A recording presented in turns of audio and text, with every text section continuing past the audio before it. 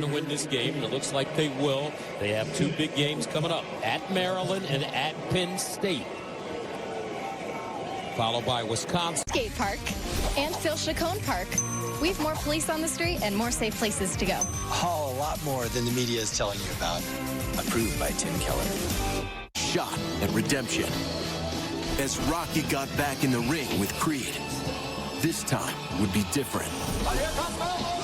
And the Hoosiers mirrored that Italian stallion spirit in Oregon. Throw to the end zone. Touchdown! Wow, what a play! Rocky and Indiana football climbed to the top and garnered respect on the way. And they knock off the number 2. Now the challenge is, can they stay there?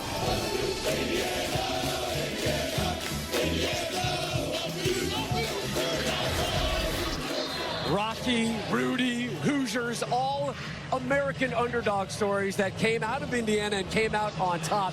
Does this IU football team really have what it takes to be a national champion? Coach, you won 3 of them. Are you telling me this IU team is legit? Oh, wait a minute, man. We're talking about IU, right? I've obviously coached here against the Hoosiers several times and coached against them many times. It's a fan base, so when we came here, they really didn't show up. It was all Buckeye fans. This is the losingest program in college football. Hell yes, they can win the national championship. You know why? They're one of the best coached. They got very good players, and it's the year of parity in college football. If you make some plays, do it right, offense, defense, kicking team like this team does, absolutely they can be right there. I agree with you, Coach. This team is built to win a national championship. Kurt Cignetti built this team from the inside out. Offensive line is tough. They're physical. Their assignment sound. Defensive line, their front 7, they get havoc and cause havoc in the backfield for the offense. They have talented players with a chip on their shoulder, and they are a direct reflection of Coach Cignetti. What's holding them back? Ohio State, Notre Dame, the upper echelon teams in the country. They lost to Ohio State last year. They lost to Notre Dame in the playoffs. Can you win the games that matter? Yeah, I think off that point, they've proven a bit this season, though, that they can, right? They go to Austin. They beat a really good Oregon team. That Ohio State matchup probably looming in the Big Ten championship game, given the schedule the rest of the way. But this is a team, Maddie, that's got all the components. They got the quarterback. They got the physical line play. They can run the football. They play really stout defense, and they can get turnovers as well. And special teams, they can make some plays. I think, do they have the depth? Do they have the depth to withstand some of these games in November and December? They certainly have the frontline guys. They've only lost one starter to an injury this year, whether it was offense or defense, so they've been relatively healthy, Coach. But you got to have bodies to make a run. You talked about the parity. I think there's 8 or 9 teams that can win a title. They're one of them. UCLA on the field riding that 3-game winning streak after their 0-4 start. They are rejuvenated under that man, interim head coach Tim Skipper. As for Indiana, this week they moved up 1 spot to number 2 in the AP poll, the highest ranking in program history. There are 6 unbeatens left in college football. One of them resides right here in Bloomington, Indiana. It's the Hoosiers and the Bruins coming up next here live on Fox.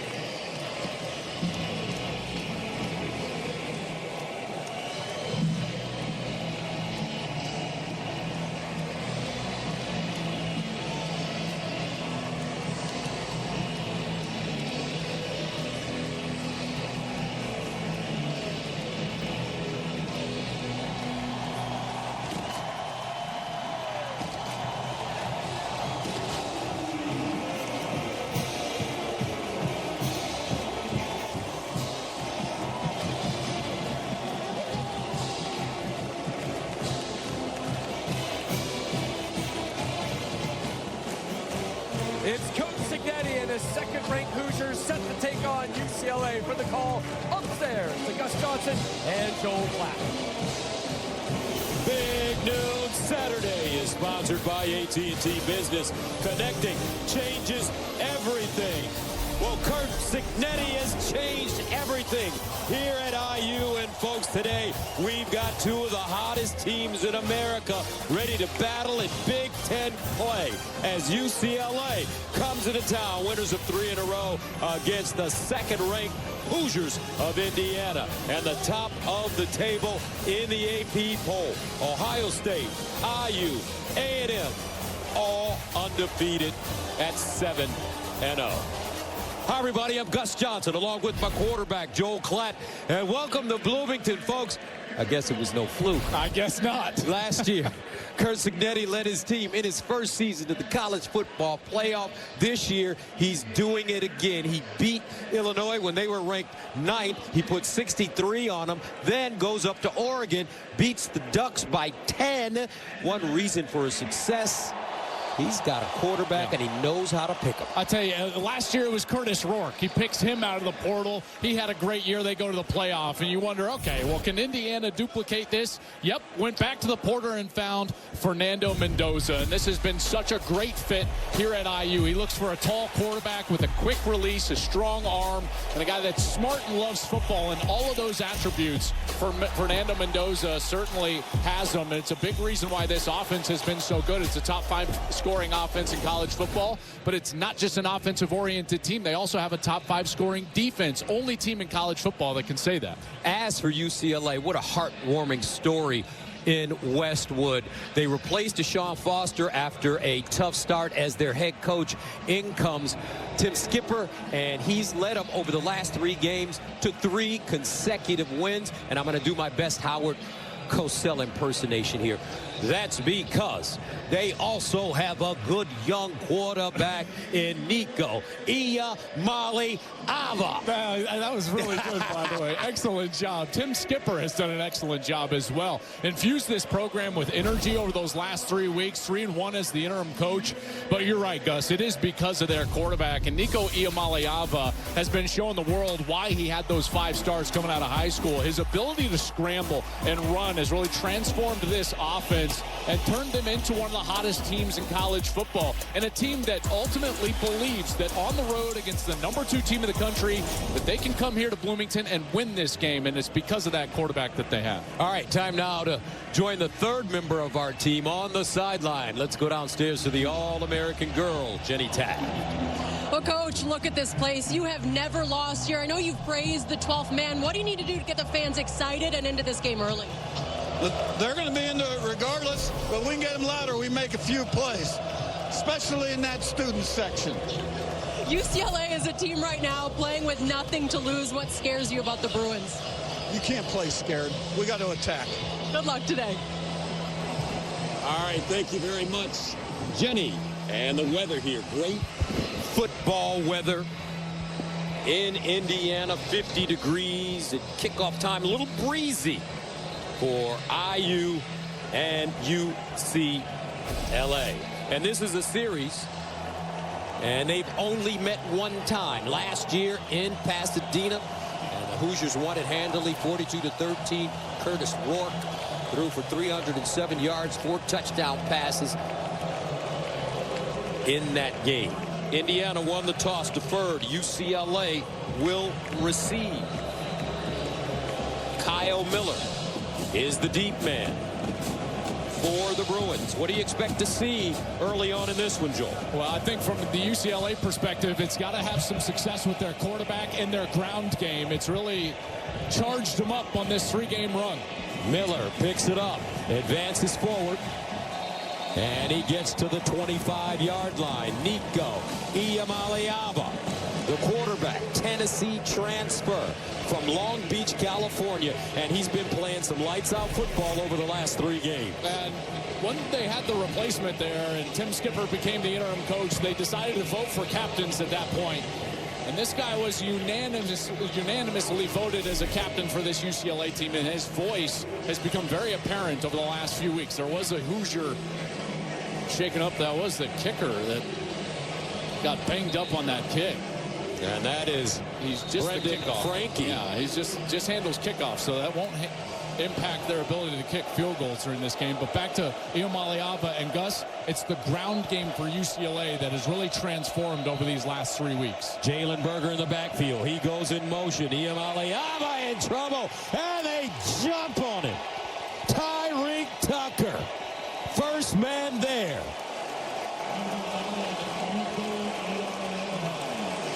Offensively, let's take a look at the Bruins. Well, this offensive line is going to have to protect their quarterback a lot better than they did there on that first snap, but they have been doing a better job over the last 3 weeks. They've simplified the run game and really committed to that run game. On the outside, watch out for Quasi Gilmore, number 3. He's their best player in the passing game. Jalen Berger and a host of running backs in this run game. And then again, the key is the scramble ability of the quarterback to break, contain, and create first downs. Second down and 12 at the 25. Iamaleava intercepted. Aiden Fisher, he's got a leg. Touchdown. Hoosiers. Just like that.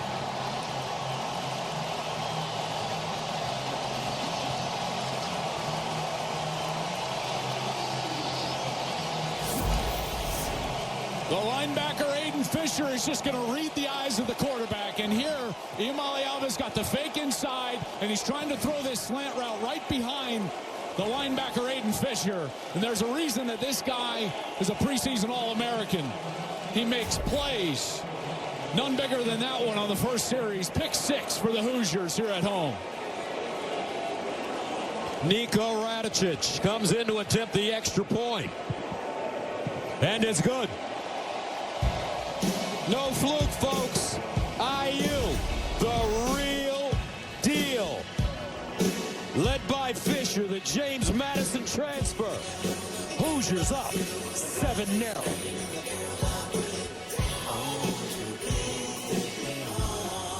Big Noon Saturday is sponsored by AT&T Business. Connecting changes everything. And by Progressive Insurance, home and auto coverage you can count on. Time for today's Game Flow, sponsored by Progressive. Indiana finishing 11-2 last year, 8-1 in the Big Ten. Their only losses coming to Ohio State and Notre Dame in the college football playoffs. Last week, Hoosiers beat Michigan State 38-13 here in Bloomington already.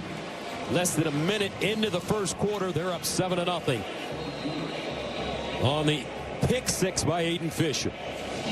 Quinn Warren will send it away for Indiana. Let's see how the Bruins respond. Kyle Miller, the deep man, once again. And he will bring it out of the end zone. And Miller crosses the 15, wrapped up at the 17-yard line. So let's take a look quickly at the Indiana defense. Well, up front, you know, they had to replace C.J. West, who is a terrific defensive tackle. But Mikhail Kamara is still here. And Mikhail Kamara is a guy that last year had a ton of pressures, a ton of sacks, highly productive. The quarterback of this defense is a guy that was just in the end zone, Aiden Fisher. He's tremendous, very smart player. And then D'Angelo Pons. He's an excellent corner on the outside, all-American caliber corner. He's going to be top of your screen up there, number 5. First down and 10 to the 18-yard line, and they'll run it. Javian Thomas over the right side. Farrell with the tackle, and it's a gain of 2. You know, for UCLA on offense, I've been talking about the run game, and Fisher's actually up a little slow there, a little wobbled as he was in on that tackle, and he's kind of limping back to his linebacker spot. So certainly something to pay attention to there after the big play on the first series. Fisher, 46 tackles, 2.5 sacks on the season. Second down and 8. Iamaleava with time underneath and incomplete. That ball intended for Jalen Berger, and that brings up third down and long. Looks like it may have been tipped by Tyreek Tucker. Well, on these third downs, Indiana loves to bring pressure, but they do it with zone coverage behind it. And what's difficult is you got to figure out which rushers are coming, which ones are going to be dropping back into coverage. It's a zone pressure, so you're going to get guys that are dropping and guys that are starting to blitz the quarterback. Third down and 8 at the 20. Iamaleava underneath, incomplete. Thrown high, Rico Flores the target, in coverage. Jamari Sharp, 3 and out for the Bruins. And there is an injured Bruin on the field. That's Rico Flores. He was the intended receiver, Gus, coming across the middle. It looked like he got nicked just after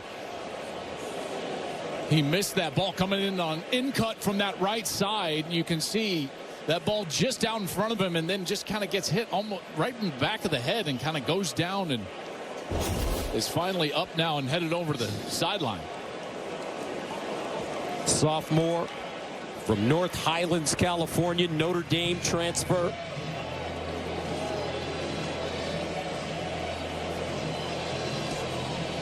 So we will get our first look at this Indiana offense, and they have been prolific so far this season. Jonathan Brady, the deep man. Will Carroll will punt it away as he stands at his own 5.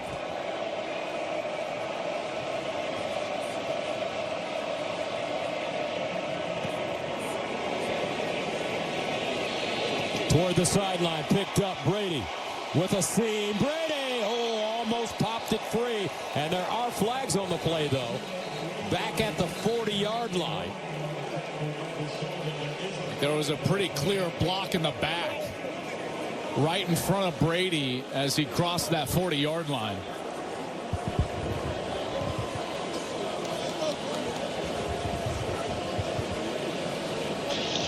During the return, illegal block in the back. Receiving team number 18. 10-yard penalty from the spot of the foul. First down, Indiana. Solomon Van Horst called for the flag. And even up 7-0. Kurt Signetti giving you the reaction on the sideline. He wears it on his sleeve, folks, which we love about Kurt Signetti, and this is his quarterback, Fernando Mendoza. Boy, we've been talking about him all morning on Big Noon Kickoff, but what a phenomenal season he has had. And I love what he told us yesterday. And what was your decision like? Why did you come to IU? And what did he say, guys? He said, fortune favors the bold. I wanted to come to a spot where I could develop into a great player. And his little brother told him to come. 1st and 10 at the 35. Mendoza to the sideline, caught at the 40. Elijah Surratt, who's really turning out to be one of the best receivers in college football. A look at the Hoosiers on O. They can run it. They can throw it. They're balanced. They've got a good quarterback. You can't just take one thing away. One of the best teams on first down in America. And on the outside, you mentioned it, Elijah Surratt has been absolutely tremendous. He's got 9 touchdowns so far this year. 2nd and 5 at the 40. Mendoza goes to the other side, and it's caught. This time, Charlie Becker turns it up. First down, IU defensively for UCLA. This defense has totally changed since their coaching change. A completely new scheme and new philosophy. What you're going to see is a lot more attacking style, in particular from the front 7, the defensive line and the linebackers. These corners on the outside, Andre Jordan and Roderick Pleasant, they're going to have to play really well in man coverage and in one-on-one situations, because that's what IU puts you into because of their ability to run the football. First down from the 47-yard line for Indiana. And they'll hand it off. Roman Hemby, the Maryland transfer. He'll gain a yard on the play. Gary Smith III with the tackle. But when you look at the numbers Mendoza's been putting up last week against Michigan State, Joel, 24 of 28, 332, 4 touchdowns. He's only thrown 2 picks on the season with 21 touchdown passes. And I got to tell you, he is so accurate. The ball goes to the correct spot. He's a very smart player. Continues to work on his footwork. That's what he told us about yesterday in the pocket, but man, can he spin it. On 2nd down and 9, near side, incomplete. Omar Cooper Jr. the target. Mendoza, some feel could be the first or even second player taken in the upcoming NFL draft if he decides to come out of college. Well, here's something that you don't see often is a 3rd and long, Gus. This team lives in 3rd and short, staying with the chains. They're the best in college football with only 5.1 yards remaining on average on their 3rd downs, but this one's long yardage. Trips at the bottom of your screen. 3rd down and 9. Mendoza steps up in the pocket, wants to run it, cuts it back inside, still on the move. Oh, Fernando declared. And he gets to the 30. A gain of 16, a serviceable runner. Got a little friendly fire with UCLA here. A couple of missed tackles, and right here, two guys knock each other off. Mendoza stays on his feet, moves the chains. First down, Indiana at the 30. Mendoza goes through his progressions, in trouble, and he'll chuck this one out of bounds. Anthony Jones with pressure, number 15. Now, Jones got to him, and I tell you, a great rush by Siale Tapaki right in the middle, number 92. He came right in the face, and that's why Mendoza had to leave the pocket. And there was Anthony Jones, transfer from Michigan State, comes over to UCLA, and he applied that finishing pressure on Mendoza. Makes it second down and 10 at the 30. Mendoza underneath, that ball deflected at the line of scrimmage, tipped and intercepted. Scooter Jackson just plucked it out of the air for his second interception of the season and only the third interception of the year for Mendoza. Keanu Williams got a hand on it. Couple of wild picks early in this game. A batted ball.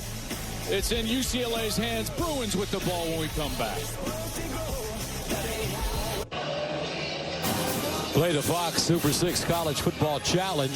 Download the Fox Sports app right now and enter for free for a shot to win your share of $5,000 in cash prizes. See the Fox Sports app for details. 7-0 Indiana.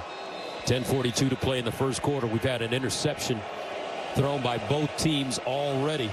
Only the third interception of the year for Mendoza. First down, UCLA at their own 44. Javian Thomas in the backfield. And they'll give it to him, and he will not get back to the line of scrimmage. Dominique Radcliffe gobbled him up. No gain. This UCLA team, I keep harping on it, but their entire turnaround offensively has been because they've been able to establish and then commit to the run game. In fact, they've been one of the better rushing teams in college football over the last 3 weeks. And that's something that Indiana came into this game knowing they had to focus on stopping the early down runs from the Bruin. First down at the 44. Iamale Alva out of the pocket on the move and caught. This time Rico Flores, who came back into the game, he's got it, and a first down for the Bruins. Now, good to see him back in the game after he was shaken up on that second series, and a great scramble from Iamale Alva. There's Jerry Neuheisel, the new play caller for UCLA. Got this job Tuesday of the Penn State week, a week after Tim Skipper took over as the interim head coach. And now Jerry Neuheisel pulling the strings here for this UCLA offense. And Gus, he's done an incredible job. First down and 10 at the 44-yard line. UCLA settling down a bit, but they could not get the running game going. Tyreek Tucker again in the backfield, and that's a tackle for a loss of 3. Here's a rule of thumb. If you're an offensive lineman, you've got to handle the down lineman. I have no idea why Sam Yoon, the center, would just cut loose the nose guard that's right over his face. No chance in the backfield for a burger. He's gobbled up for a tackle for loss, and now UCLA way behind the chains. Second down and 13 at the 47. Iamale Alva off his back foot with time. Bounces out of the pocket. He's got great scrambling ability. Lowers his shoulder and goes out of bounds close to the 40. D'Angelo Pons there defensively for the Hoosiers. Well, you're going to get zone coverage out of Indiana, and generally they're going to blitz like I was telling you earlier. And Gus, the most difficult part is you've got to decipher and figure out which guys are coming on the rush and which guys are going to drop into coverage. Indiana does a great job under their defensive coordinator, Brian Haynes, of disguising the look, which guys are blitzing, which are dropping into coverage. It becomes very difficult for a quarterback. Third down and 7 at the 41. Anthony Frias checks in the game. Iamale Alva, sideline throw, and incomplete. Intended for Quasi Gilmer, but D'Angelo Pons, who some feel is a certified NFL cornerback, makes the play. Yeah, there's no doubt he's an NFL cornerback. He is great in man coverage, and that's the real matchup there because Quasi Gilmore is the best that UCLA has. That ball was late, and it's to the inside, and you can see how tight that window is. Pons is excellent in coverage, and he's got the task of going on Gilmore there on third down and certainly won his battle. Will Carroll will punt it from the 46. Jonathan Brady back deep, and they fake it. Here's a reverse. They want to throw it. Incomplete. Matthews threw it. Indiana ready. And the Bruins turn it over on downs.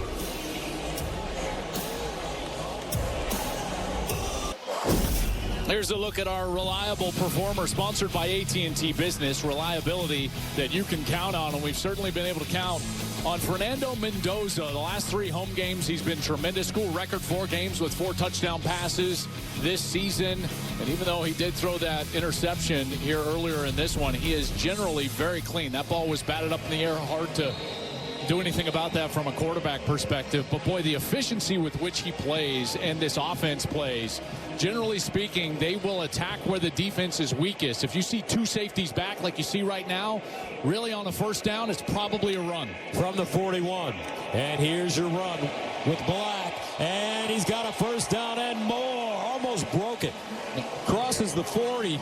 Cole Martin with the saving tackle, a gain of 20. There's those safeties deep, Gus, and if you've got 2 safeties deep, then as an offense, you can block everybody in the run front. You can see right there, nobody left. And it's an easy run. Again, attack where they're weakest, and you read the ratios. What are the safeties doing? Can we block everybody? Again, 2 safeties right here. I bet you they hand it off. Nope. Play fake. Mendoza looking for the end zone and incomplete. E.J. Williams the target. There's excellent coverage out there. Andre Jordan. He's going against E.J. Williams. E.J. Williams is probably their best deep threat. He's got a little more size than the other wide receivers. He's 6'3", 205 pounds. But that was tremendous coverage by the 6'1" Andre Jordan. So far, Mendoza, 2 of 6 to start this game. 2nd and 10 at the 39. Black straight ahead. Kaylon Black stopped by Keanu Williams. Black 10 carries, 64 yards and a touchdown last week against Michigan State. Now you're going to get a few of the pass rushers on the field for this UCLA team. They got a couple of true freshmen, Gus, that they really like. Scott Taylor jogs on the field, number 20. He's a true freshman from the LA area. 6'4", 235, trying to get more speed on the field. They're also trying to get to that quarterback. There's Juju Walls, number 41, the other true freshman on the other side. 3rd down and 7 at the 36. Mendoza.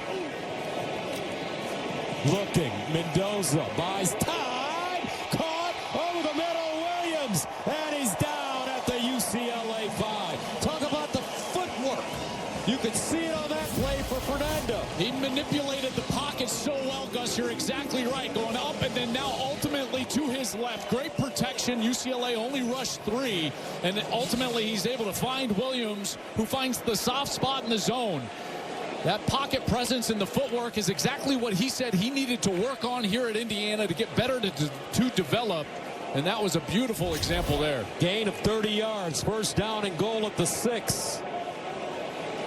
Hemby in the backfield.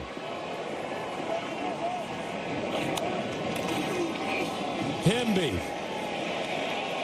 And he'll go down inside the 5. The funny thing about Fernando Mendoza, his idol is a guy that was kind of just an average NFL player. Tom Brady. He was okay. You're going to idolize won a couple of games. A few games here and there, right? Here and there. I just loved sitting with Fernando, and he sat down, and you could tell right away this guy is motivated. He loves football. He's highly intelligent, very smart player. And he has a plan, Gus, and a purpose to what he's doing. And he goes about that purpose every single day. And like Tom Brady, he's a big dude, all of 6'5". Here's a handoff. Hemby getting closer to that end zone. Isaiah Chisholm, the middle linebacker, with the tackle.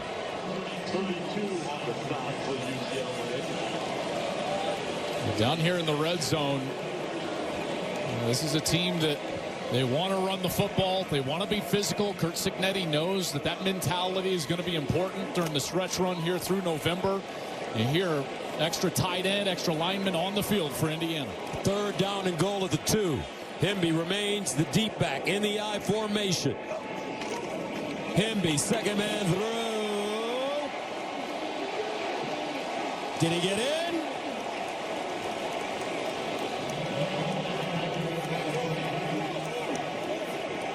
No signal, and he did not get in. Hemby down inside the 1, so Curt Cignetti, he's got a decision to make. Do they go for it? I think he's going to keep his offense on the field. Here's the push right there. That is a great stop right in the middle of the hole right there. I believe that was Isaiah Chisholm. But Gus, I want to see that second effort because I don't know if Hemby is down, and then at the end, watch him reach that football. Did he control it over the goal line? I don't know. That could have ruled that progress would stop. Right there, you see the official on the far side. He's starting to run in right there. And as he's starting to run in, that's when he's basically signaling that play is dead. Didn't look like he controlled the ball long enough for it to hit that goal line. You see it coming loose as it was getting closer to the goal line. If progress had ruled him down, then it was going to be short there. Coach Skipper, 47 years old. This is an outstanding hit from Isaiah Chisholm.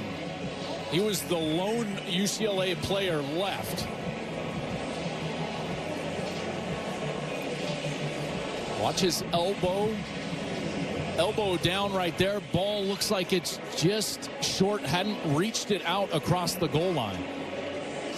Mike Pereira, our rule analyst, is with us. Mikey, Rulebooks, your thoughts?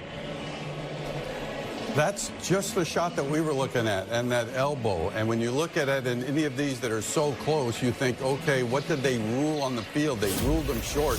Based on that shot, I don't think you can change it. I'll tell you, normally, Gus, when you only have one linebacker left, that's advantage running back because he's running full speed After downhill. Review, the ruling on the field is upheld. The ball short of the goal line. 4th down. And Isaiah Chisholm was the last line of defense. And he's just sitting there, and Hemby's got that entire 5-yard head start. And Chisholm was able to hold in there and hold his ground, keep him from getting into the end zone. And now we got a big 4th and goal. UCLA will have to hold once again. Indiana going for it. 4th down and goal. Inside the 1. Hemby. Touchdown Hoosiers. 3rd rushing touchdown of the year for Roman Hemby. And Indiana takes a 13-0 lead. Look at this space that UCLA leaves here. So what do? You just mash down with that right side of the offensive line, kick out with the fullback, and it's an easy seam to create in the short yardage, and Hemby walks into the end zone. Radicic comes in to attempt the extra point.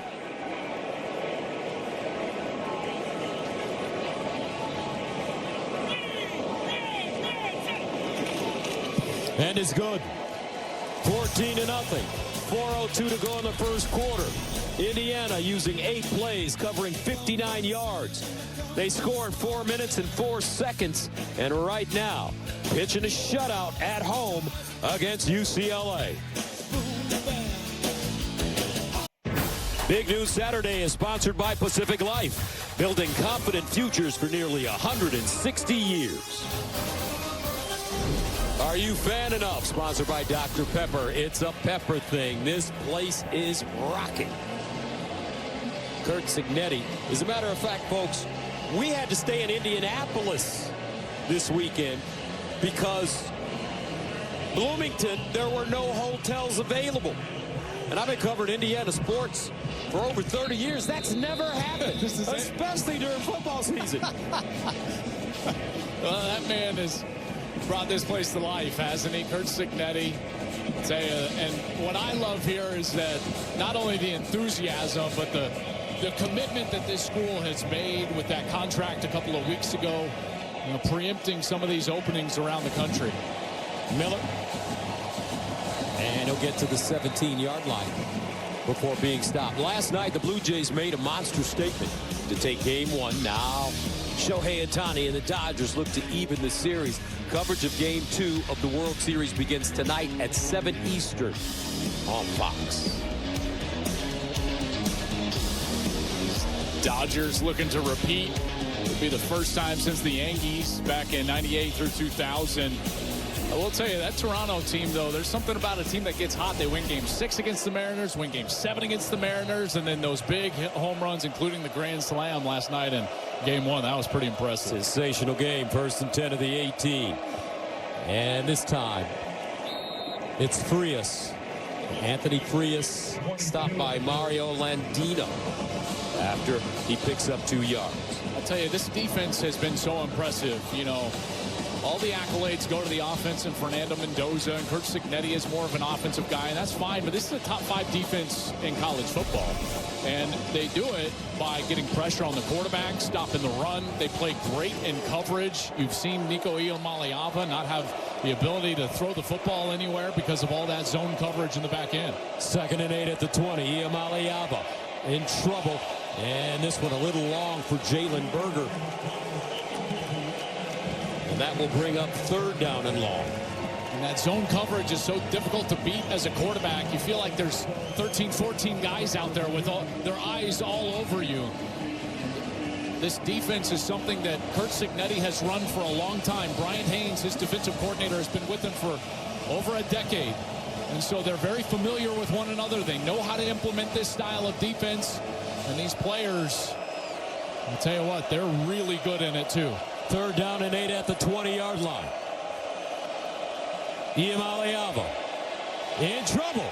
Iamaleava goes down again. This Hoosier defense outstanding. Hardy in on the play. Jones, and that's a loss of 8. So you get multiple things. One, you're going to get a twist over here. You get a rush right here. You've got a drop out right here. It's like, who's doing what? You know, you've got to deal with a stunt, a zone pressure with a guy dropping out on you into the defensive backfield, and just a quality rush from the outside. And Iamaleava, pocket collapses. He's got nowhere to go, and Hardy is there to finish it off. There's Brian Haynes, the defensive coordinator. I tell you, he has done a marvelous job here at Indiana. Carroll to send it away in his own end zone. Brady lets it take a bounce, and it takes the UCLA bounce. All the way down to the 25. A 68-yard punt. Now it's time for the Aflac Trivia question. Get help with expenses health insurance doesn't cover with Aflac. Who was the last head coach to win a national championship within their first 2 years at a school? I know what I want to say right now, but has there been one since? Who are you talking about? Well, Bob Stoops in his 2nd year won it at Oklahoma. Okay. 99 was his first year. And then wasn't Larry Coker like a first-year coach or second-year coach with Miami? Actually, I think you're right. And then I think that there's pretty good guesses, Joel. Was Jimbo, maybe Jimbo Fisher? Maybe some love on that. Maybe Gene Chizik. Remember, he won one? On 1st down and 10. Black, let's give you the answer. With that Auburn team, maybe? Let's give you the answer. I think Joe was right on this one. Who was the last head coach to win the national championship within the first 2 years out of school? Gene Chizik. Look at you. There you go. Whoa. Bob Stoops at the bottom in 2000. By the way, a lot of names have been mentioned for head coaching jobs around the country. Bob Stoops should be at the top of the list of all of them, in my opinion. That's because we love Bob. That's right. And Bob can coach. He can. Big game Bob. 2nd down and 7 at the 28. Mendoza out wide. Caught his tight end, Nowakowski. And Riley Nowakowski picks up 6. This is a quarterback that knows what he's doing. Went all the way from his left to his right to find that crossing route. Nowakowski put it right on him. 3rd down and 1. Black, 1st down. That's their MO right there. 3rd and short. Get themselves into an opportunity to easily move the chains.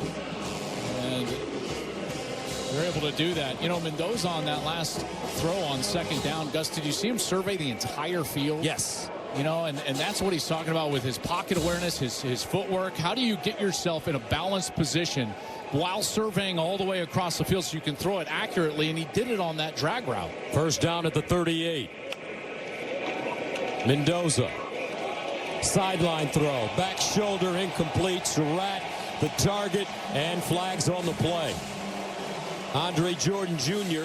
in coverage for UCLA. Yeah, and he just had a hold of the jersey of Elijah Surratt. There's nobody in America that runs the back shoulder fade better than Indiana.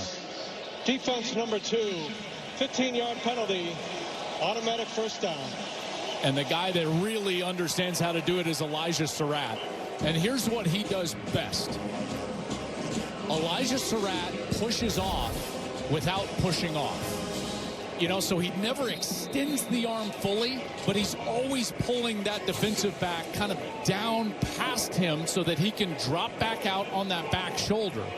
And so many times the defensive backs grab for DPI. On first down, sideline again. This one thrown a little high for Surratt, but knocked down by Jordan. Great coverage by the junior from Federal Way, Washington. Again, tight coverage right here, and normally Surratt gets that. I mean, we've watched all of these games. He is so sure-handed. When he gets 2 on that football, he normally comes down with it. That's why you saw some of that frustration from Surratt. And even Mendoza right there probably wanted to give him a little better ball towards the outside. From the 47, second down, they'll hand it off to Hemby. And Hemby will pick up a few. Williams with the tackle, gain of 3. One reason this Indiana team is playing so well is because of that offensive line. Pat Coogan, the center. Notre Dame transfer, played in the national championship last year, number 78 from Chicago. He's their captain and their leader.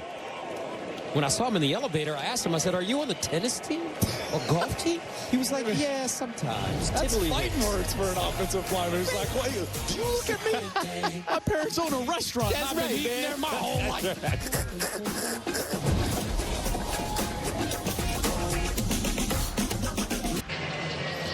Big News Saturday is sponsored by AT&T Business. Connecting changes everything.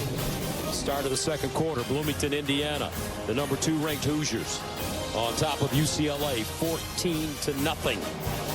And you get the feeling that they're about to turn it into high gear. Fernando Mendoza, one of the favorites now to win the Heisman Trophy in his first year, coming over from Cal. Third down and 7 at the 44. Empty backfield. Hemby in motion. Mendoza all day to throw it. Sideline throw, incomplete. Surratt, again the intended receiver. Another flag thrown, this time on Roderick Pleasant. Yeah, Pleasant's going to be in one-on-one on Surratt. So here's number 18, and he's just going to get on the hip of Surratt, and he's going to try to defend over the top. Didn't see much there. Defense number 18, 15-yard penalty. Automatic first down. That back arm right in front of the official, you can see he was starting to turn that back shoulder. See that grab right there, restricting that back arm? If you see that as an official, that's sure to draw a flag. It wasn't huge movement and contact. Honestly think it could have gone uncalled, but first down. From the 29, here's a handoff. Hemby running right, breaks a tackle. Hemby keeps those legs going. And you talked about these backs yesterday in our meeting. You said you love how they play behind their pads. That's exactly right, Gus. They're hard to bring down, and they run upfield. You know, in football terms, you say north and south, because all football fields are, generally speaking, are faced north to south. That means they run direct downhill at the defense, and look him get behind his shoulder pads and physically finish that run. First down and 10 at the 14 for IU. Hemby again, stutter step, gets through the hole, another big chunk. This time, he'll get 8. Vaughn stops him. But that Indiana offensive line starting to move people. Yeah, they really are. up front. You already mentioned Pat Coogan. And you've got some holes opening up in front. Riley Nowakowski, the tight end, has done a good job. And then you see number 3 in there as well. Omar Cooper, the wide receiver, with a tough block. 2nd and 2 at the 6. Now Kalon Black in the game. Mendoza wants to run it. Gets outside. And it looks like he'll have enough for the first down in front of Key Lawrence. Now, he's not going to scare you on tape as a defensive coordinator, but they just sprinkle in the quarterback run enough to keep the defense honest. Quickly to the line of scrimmage for Indiana. UCLA having some substitution problems. Before the ball was snapped, timeout, UCLA, their first. And the Bruins will take a timeout.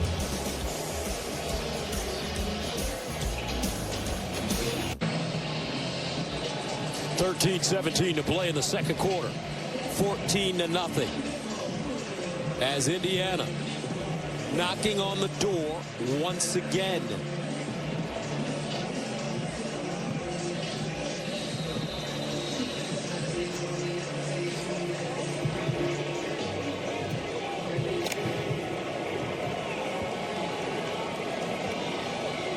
Led by Pat Coogan, their center, number 78. Mendoza with Black next to him. Mendoza, the slant in the end zone, incomplete. Surratt. Once again, the target, Andre Jordan Jr.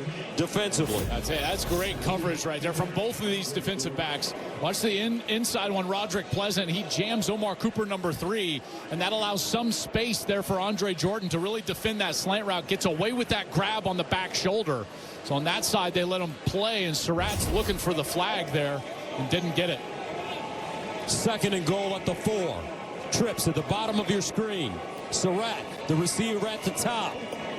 Nowakowski in motion. Black, handoff. And Black gets to the 1. Key Lawrence, first man to him. Well, they went for it on 4th down on their last series inside the 5, and I'm sure that on the headset right now, Curt Cignetti is telling his offensive coordinator, Mike Shanahan, hey, you got 2 downs to get after this. And judging by the way that they scored on that last 4th down, I wonder if they'll go back to something similar, try to run it off tackle and not right up the middle over the center. 3rd down and goal at the 1. Mendoza, touchdown, Indiana. Surratt. Mendoza put that one in a shoebox. And Indiana takes a 20-0 lead. Well, you see this bunch set right here. So you've got the 2 wide receivers, and that doesn't allow Key Lawrence, the safety, number 4, to play up tight and bump coverage. And look how quickly that pass came out to the back shoulder of Surratt, almost like a little RPO. Mendoza is reading it right there, but because of the formation, Key Lawrence can't get up there and defend tight at the goal line, and they're able to just take advantage of that space for a touchdown. Now, this is a basketball state, Joel. I don't know, man. That looked like just a good old-fashioned pick and roll. Yeah, a little pick and roll, maybe a post up. That's right. Ball it. Hey, post him up. That's it. Dump it down. Hit me on the hip. That's a great entry pass from the post as Surratt pays it off. A spinner off the glass.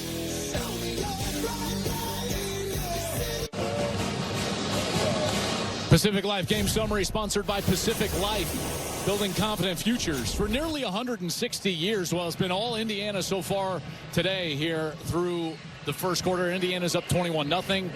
Nico Iamaleava only 1 of 6 for 13 yards. He did throw an interception. That was a pick 6 to start things off. And Mendoza hasn't maybe been his efficient self, only 5'11", but he did throw an interception and a touchdown in this ball game. Surratt with his 10th touchdown on the season, 5th consecutive game with a receiving touchdown, and this IU team rolling a little bit here and really spurred today at least by this defense. And this one into the end zone, and it'll be brought out by Thomas. And Javian Thomas gets to the 26, flag on the play.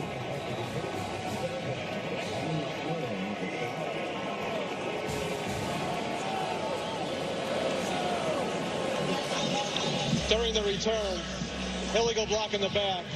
Receiving team number 97. The penalty is half the distance to the goal. First down. Kurt Signetti, all business at the beginning of this game. You can't play scared. We got to attack. And that's what they've done, Joel. Started with their defense. Aiden Fisher, first series, pick 6. Offense got things in gear, punch it in on a 4th down inside the 5. And this defense has just suffocated Nico Iamaleava in the pocket. Got a touchdown throw on the last series, and it's 21-0. Little bit of news here. That's Aiden Fisher, no helmet on the sideline. He was shaken up a little bit earlier. On first down, Thomas just runs into a wall of red jerseys. Excuse me, crimson and cream jerseys. Stephen Daly, first man to him, a loss of 1. This is a big loss for this team, and obviously with the towel around his neck. So this was on the 2nd series, and he ended up putting a brace on that left knee. You can see it gets hit, and he immediately goes down, and he was limping around. This is after the pick 6, and he has not really been on the field since. Iamaleava throwing out of his own end zone. Over the middle and caught for first down. Nicely done. Quasi Gilmer with the catch in front of Jamari Sharp. No doubt the best play that UCLA has had so far today. Gilmore is a really good wide receiver. It's their best guy on the outside. This year he's already got 30 catches, almost 400 yards, and a couple of touchdowns. Played at Sierra Canyon High School in the LA area. And Iamaleava found him there. First down after the 13-yard gain at the 20. Iamaleava checks it down, and it's his tight end, Habermel. He'll pick up 4. Isaiah Jones in for Aiden Fisher, along with Lewis Moore, combining on the tackle. Well, what Jerry Neuheisel is going to need to do is set up everything for Iamaleava to get the ball out of his hands quickly. It's pretty apparent that this UCLA offensive line is not going to be able to hold up against the pass rush, and more specifically the pressure looks that Indiana has. And so there's Jerry Neuheisel on the sideline. And again, quick game in the pass game. Get this ball out of your quarterback's hands. 2nd and 6 at the 24. Iamaleava. Again, a short, quick throw to Habermel. Boykin stands him up. He'll gain 5. And the question is can you stay patient enough to do that? Because guess what? This is a great situation for UCLA to be in 3rd and short. That is Isaiah Jones. He's in right now for the injured Aiden Fisher. Jones is a great blitzer, number 46. There's Fisher on the sideline, defensive captain. Really the quarterback on the field. We'll see if they send Jones here on a 3rd down. 3rd down and 1. They run it and won't get it. Berger. Indiana says they stopped him, and they have the ball.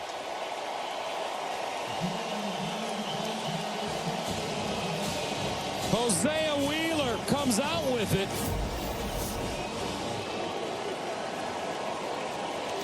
That's Lewis Moore, the safety. He's the first one in there. You've also got Isaiah Jones in the backfield. And you can see that ball just spun out of Berger's hands right away as Jones is able to hit him.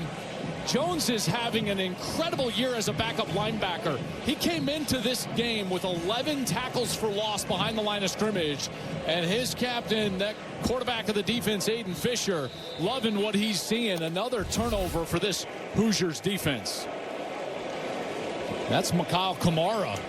And that is a guy that you do not want to see in the tent for this Indiana team. So a first down for IU. And they'll run it with Hemby. UCLA just overwhelmed here in the first half. And we still have 9:50 to go. Gain of 4. You know, if Kamara is really banged up, now Indiana starts really looking at their depth. Keelan Wyatt, their normal defensive end on the other side, is out today. So they were starting a backup Stephen Daly, number 8. Kamara, number 6. Again, preseason All-American caliber player. And he is in the tent now. 2nd down and 6 at the 25. Mendoza, quick strike, near side. This time, it's Williams. He'll pick up a first down and more as he gets to the 12. Scooter Jackson with the tackle, but it's a gain of 12. This game can be very simple You know, defensively, can your bigs win and can your littles tackle? And I'm talking about tackle in space. And defensive backs have got to get the ball to the ground. When you've got a chance to make a one-on-one tackle, it needs to be made. UCLA misses that tackle, and it ends up for a first down. First down and 10 at the 13. Hemby gets through. Hemby, touchdown, Indiana. Wow. I love this little play. Watch right here. You're going to get an influence from the guard, which means you can trap back on that defensive lineman with the fullback H-back tight end. That's Riley Nowakowski. The defensive tackle never expects that block from the outside, and you can open up a crease right there. Hemby's in for an easy touchdown. Radicic for the extra point. And good. Indiana, last 3 possessions, they've scored 3 touchdowns. This time, it's Roman Hemby. And the Hoosiers, all business. Hey, Kirk Cignetti's in the stands. You see that? Halloween's not till next Friday. Big News Saturday is sponsored by Allstate. You're in good hands. There are some old faces in new places this season, with Texas A&M and Georgia Tech finding renewed success. And there are some new kids on the college football block as well, with Indiana being ranked number 2 for the first time in school history. Right now, Hoosiers up big, 28-0 in the first half. And they look like a juggernaut. Up and down the field with no problems. This is as legit as it gets. You know, that win over Illinois obviously was huge. The win at Oregon, though, was just a statement and really a shot across the bow of all of college football.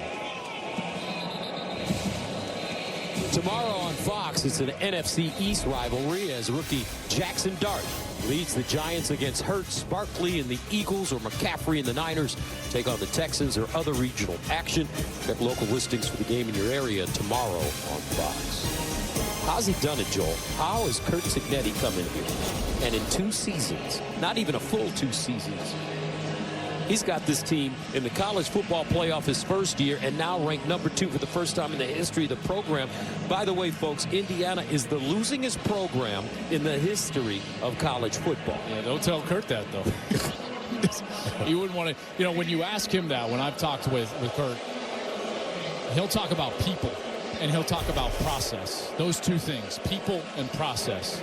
He's had tremendous amount of continuity on his staff going back all the way to James Madison and IUP, Elon, you know, these same guys, Mike Shanahan. There was an unsportsmanlike, by the way, this is what's going on. You heard some of those boos. There was an unsportsmanlike against Indiana, so it's going to move the ball up to the 40-yard line.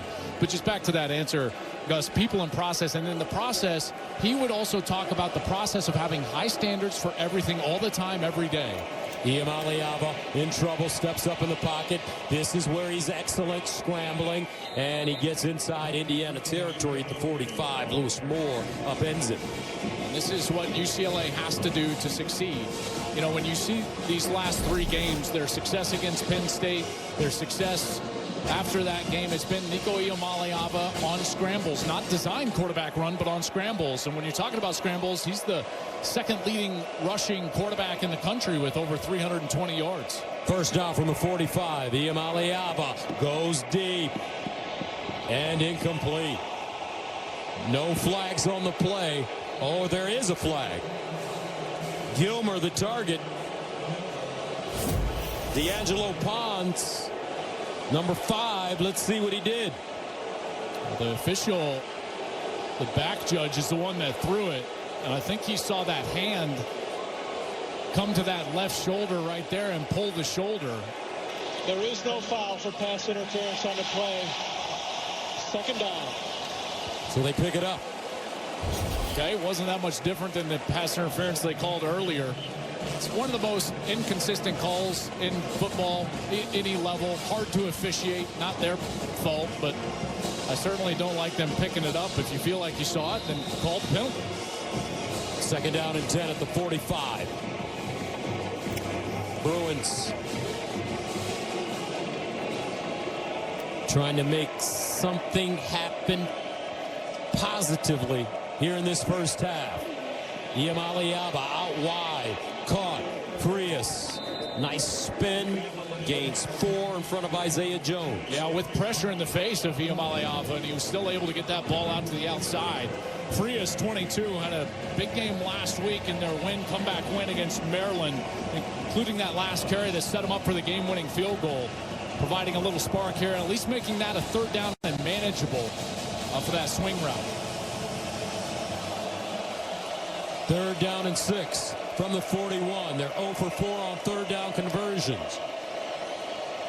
Iamaleava in trouble, and he goes down again. Tyreek Tucker. This kid is playing like he's been shot out of a cannon here in the first half. What I love about what they do is watch the stunts. So you've got the tackle going upfield and the end going back inside. And they don't run around in a looping fashion. He runs right through the offensive left tackle, gains some space, and then he's directly to the quarterback. Tyreek Tucker doing a heck of a job. He had 3 sacks on the year coming into today, and there he adds to his total. 3rd sack of the day for Indiana. Carroll.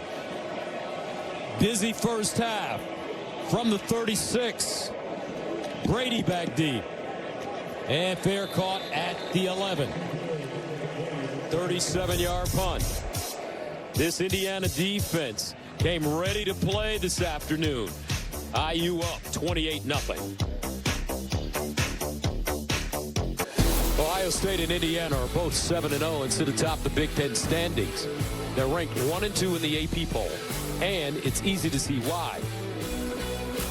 They are outstanding on both sides of the ball with the 2 best point differentials in FBS.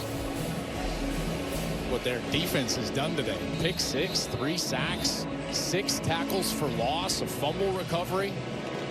Again, I stated this earlier. I think their defense goes totally overlooked. It's one of the best defenses in all of college football, which to me, Gus, makes them a national title contender. 1st down and 10 at the 12-yard line. Here's a handoff to Black. And it's a 5-yard gain. Yeah, 5 yards on 1st down. That's like broken record for Indiana. One of the reasons why they're so good on 3rd down is because they built themselves into success throughout the series. They're 4th in the country on 3rd down percentage at 55%, but that's because on 3rd and short, they've got the most of those in the country, and 3rd and long, they've got the fewest 3rd and longs in the country. They're constantly in manageable situations. 2nd and 5, Black again this time. He'll only gain maybe 1 on the play. Fuima Ono with the tackle for UCLA. And if you look at Black and Hemby, they're almost carbon copies of each other. 5'10", 211, 6 feet, 210. Fire hydrants. Speed and power in the backfield. 3rd and 4, the 18. Mendoza. Black gets drilled. Woo! Heat in the kitchen. Jalen Woods bringing the wood that time. Incomplete.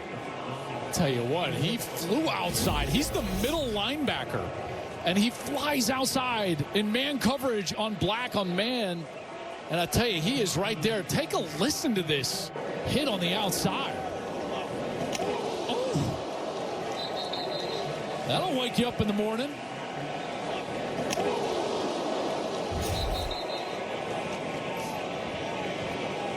So Mitch McCarthy will punt it away inside his own 5. Matthews, the deep man. First punt of the game for IU.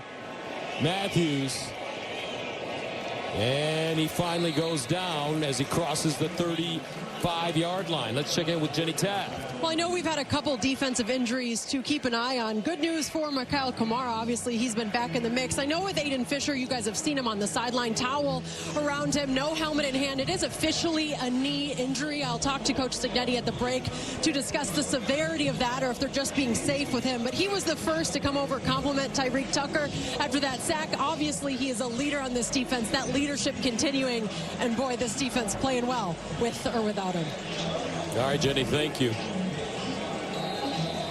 Right now, Isaiah Jones doing a nice job coming in for Aiden Fisher at that middle linebacker spot.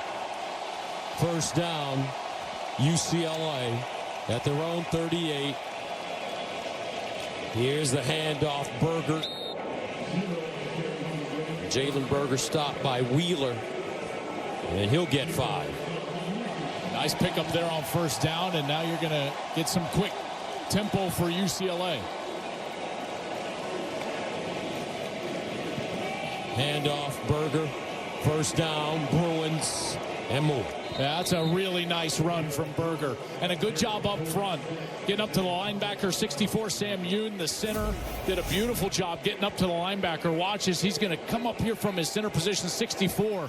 And he locks up Isaiah Jones, the middle linebacker, and allows Berger to pop forward for that first down. Gain of 14. First down at the 43. Plenty of time for UCLA with 2 timeouts. Iamaleava over the middle, make that sideline. Another nice catch by Matthews. 18-yard gain. I would love to see him throw this ball with anticipation because it's there. And he just holds on to it a beat long, and it's behind the wide receiver, Mikey Matthews, who makes an incredible adjustment. Look at him go back, keep that ball off the turf, and catch it. He says, I don't hear anything, first down. At the 25. Iamaleava with all day to throw it. Rolls out. Hits the sideline and out of bounds at the 20 in front of Isaiah Jones. Well, certainly the best offensive series for UCLA. Is there a flag down deep in the end zone? The official is running in that back judge. Like there was a flag down deep.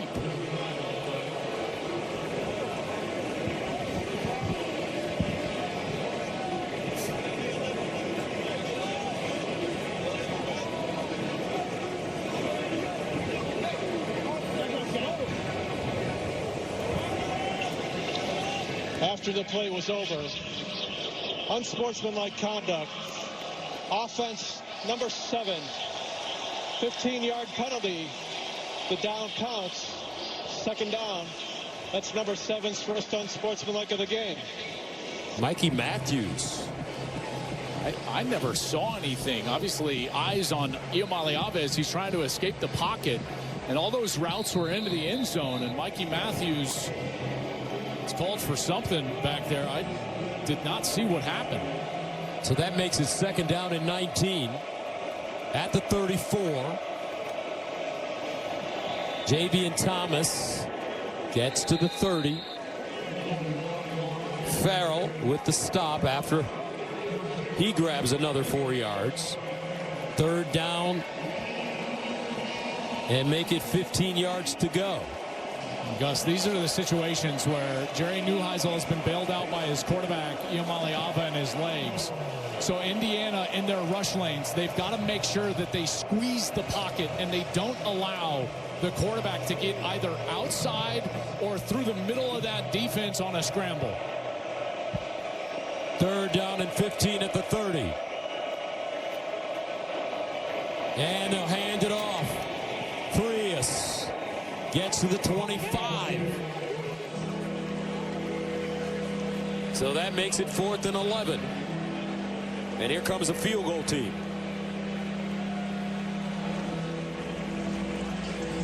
Tim Skipper looking for something positive to go into the locker room with.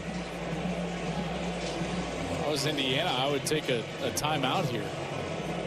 Mateen Bogani in to attempt the field goal. This one from 44 yards away.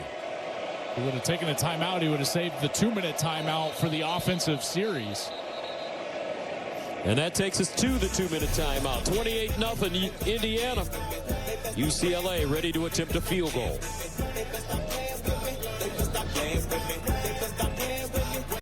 Big Noon Saturday is sponsored by Modelo, the mark of a fighter.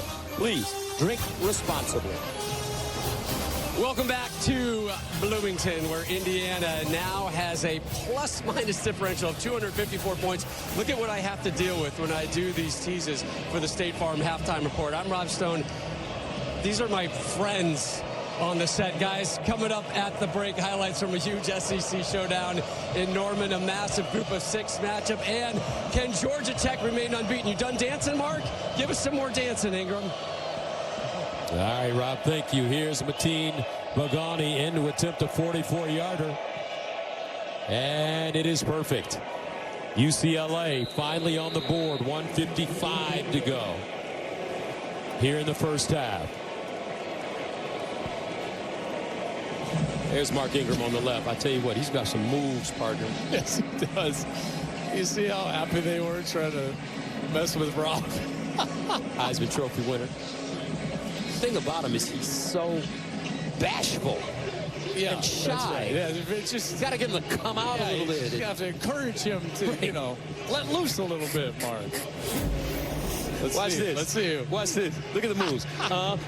Get it, get it, get it, get it. Look at the tongue. Yeah, look at the tongue. Get it, get it, get it, get it. Come on, but what's up with Matt back there? Can't get a dance from Matt, huh? Matt's just cool, dark, and handsome in the back. That's right. He hasn't stopped. Hasn't stopped. Oh, that's so good. Could you imagine having to tackle him? You see that back? No. No. See, like that, tackling that man right there is like tackling a rolling ball of butcher knives. Yes, man. right. No chance. Yeah, there he is. Enthusiasm, energy. Yes, yes, yes, yes. Get it, get it, get it, get it. Go, go, go, go.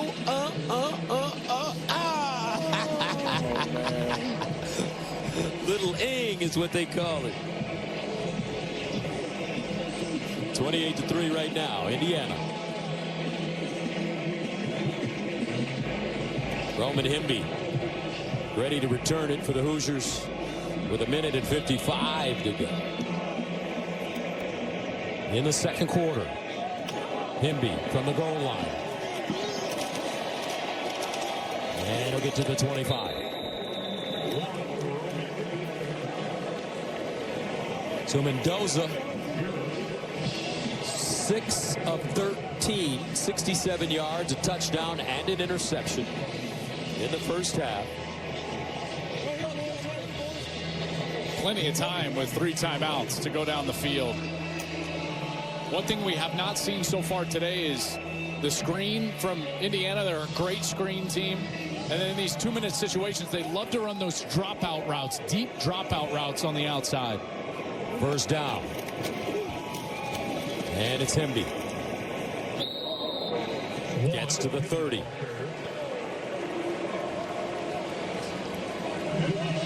Looks like IU will play it safe.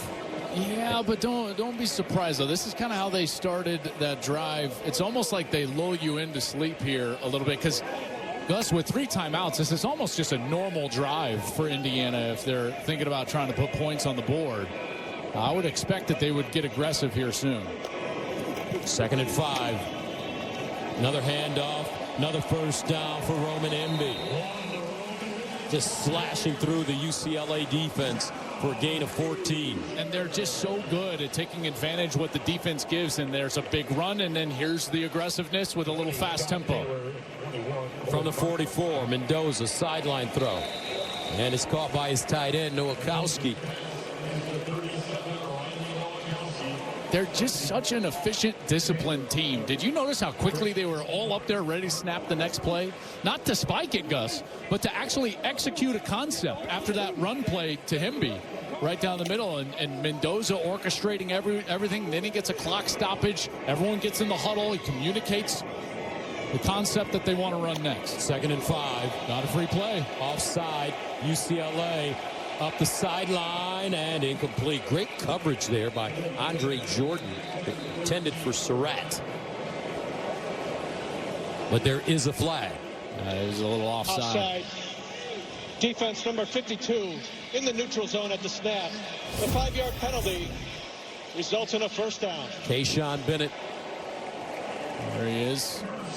Nice hard clap from Mendoza, getting the free 5 yards to the free play. That's going to move the chains. Now, if you're thinking about field goal range, Niko Radicic, he has not tried a lot of long field goals, you know, and they've still got a lot of time. So they're still thinking end zone right now with 3 timeouts. First down from the 46. Hemby switches sides. They give it to him. Now's the time for a timeout. Gain of 3 and timeout is called. Indiana will call a timeout using their first. If you're willing to run it there, you're certainly willing to use a timeout. 3 at his disposal. He uses his first. I really love watching this offense operate.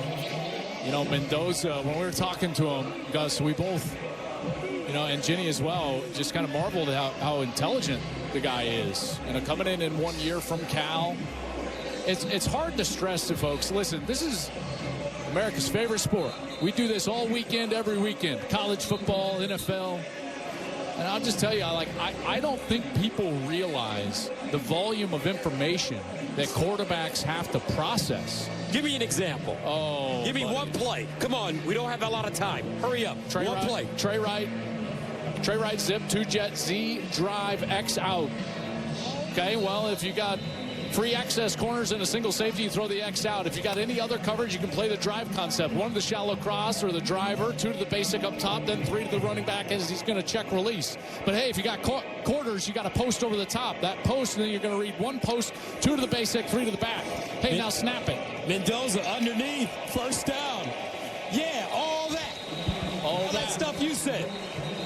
And right here, they're just taking advantage, a little coverage from the linebacker on the running back. There is a flag down behind the play in the offensive backfield. And folks, just to give you an example, that's the kind of stuff I've been listening to with Joel for the last 11 years. Personal foul, hands to the face. Defense number 92, 15-yard penalty, automatic first down. So Taupaki, he's coming right here. He's trying to twist right there, and then late, oh yeah, hand right up into Coogan's face, and Coogan was holding strong right there, and then he reaches back. He's like, how's that not hands to the face? Maybe added another descriptor in there, but Coogan doing his job in there at center. So that'll make it first down and 10 at the 17. 38 seconds left. Indiana with 2 timeouts. Mendoza just drops it off on the sideline. And this is Black, who tiptoes that sideline, gets close to the first down, may have it. A beautiful job. Mendoza, he's going to get a blitz right in the middle, and he understands that his back is in man coverage. The linebacker didn't go with him, so that was Roderick Pleasant, number 18, who tried to fall back from the corner spot to corral Keelan Black. He's just out of bounds at the 7. First down and goal at the 7. Black remains in the game. Mendoza over the middle, incomplete. Cooper the target, but there is a flag.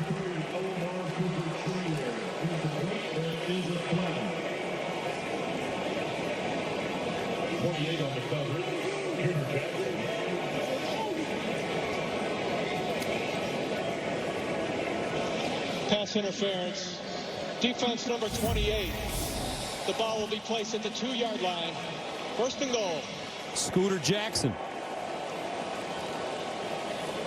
in coverage. What are we doing, guys? Can we get any consistency today? Picking them up, calling them, leaving them on, not calling them.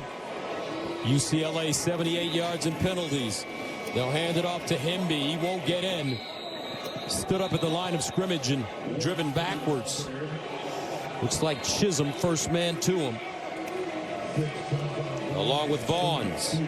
So a first and goal with 2 timeouts, you can still run the football. 14 seconds left, though. If you want any ability to have what I would say run-pass conflict, your next play has to be a pass. You can get into a run formation, but it better be play action, because if you're willing to run it, you're going to have to call a timeout if you don't get in, and then you don't have the ability to play fake after that. Tennessee got caught in this exact same scenario last week against Alabama.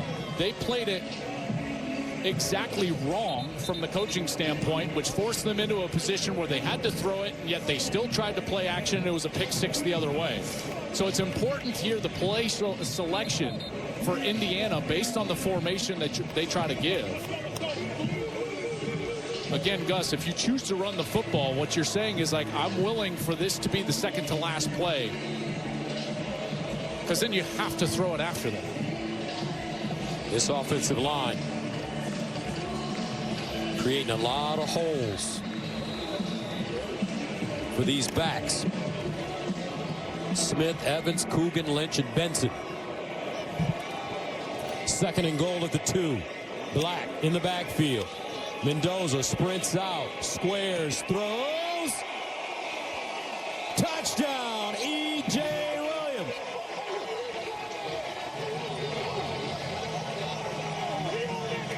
(34-3). Closing moments of the first half. That is not an easy throw. Mendoza is basically sprinting to his left, and he's got to throw it back behind himself to a crossing wide receiver in a tight window. That, Gus, is a big boy throw. Touchdown. The play's under further review. Of course it is. Watch him rolling to his left, and watch him get his shoulders turned so that he can throw this ball accurately. See how he gets that back shoulder back? And there you got tight window, and it's on the money to the crossing wide receiver. Now they're going to look to see if he got control of that ball. Then a foot. And then he obviously controls it through going out of bounds towards the ground. There's the throw. Incredible throw. That ball is moving, and then when does he control it? Hard to tell exactly when he gains control. His last foot looked like, I think it was his left foot or right foot right there. Right there, that left foot. I think that left foot was probably down, Gus. Wouldn't you say? I would say. Review. The ruling on the field is upheld. Touchdown. 8-play drive covering 75 yards. Hoosiers score in 1 minute and 36 seconds. Warp speed. They're so balanced. You know, they've run the football for 130 yards so far today. Himby's been terrific. 7 different Hoosiers have caught passes. And Indiana will get the ball to start the second half. Mendoza in the first half, 10 of 17, 95 yards, 2 touchdowns. We may see his brother Alberto today. Alberto is the backup here, and he was here a year ago before Fernando ever showed up. There he is right in front of him. That's his little brother. They grew up in the same room. 2 big guys. Alberto's 6'2", Fernando 6'5". He said their rooms were so close together that their feet almost touched every night. And there was a spare bedroom in the house that their parents never used. Yeah, that's great. Their feet are touching now. I feel like old times right there for the Mendoza brothers. Look at him. He's like, hey, you're a little dirty right there. Let me get it. But, you know, it's interesting because you would think to yourself, like, well, wait, why would Fernando come here if Alberto is here? Didn't Alberto want to play? And Alberto thought to himself, you know what? May not win a job here, and if they're definitely going to go out and get somebody in the transfer portal, I'd rather it be my brother than some random guy. Right. And so he helped recruit Fernando to come here to Indiana, and it was Alberto's development last year as a quarterback that Fernando pointed to and said, listen, I know they're doing a good job because I've seen you my whole life, and you've gotten a lot better this year under Kurt Cignetti. And so he thought to himself, well, if you can make Alberto better, you can make me better. And he shows up here in an Indiana uniform. And guess what? They're roommates again, but their feet are not touching when they go to bed. There's a little bit more space in the dorm rooms here in Indiana. Line drive kick, fielded at the 15. Partner, this is the NIL era. They ain't staying in no dorm. No dorms anymore. They got a penthouse somewhere. Got something downtown nice. Bloomington. They got something nice. How about that? 6 seconds to go for Nico Iamaleava and the Bruins. He's still sitting there, knee to knee. Need anything, brother? I got you. I got you. Just one more. I want to play today. I just need one more. And here's the handoff. And that'll take us to the end of the first half. Frias. And that's the end of the first half. How about this? Indiana lights out 35-3. The number 2 team in the country. The quarterback has thrown 2 touchdown passes and an interception.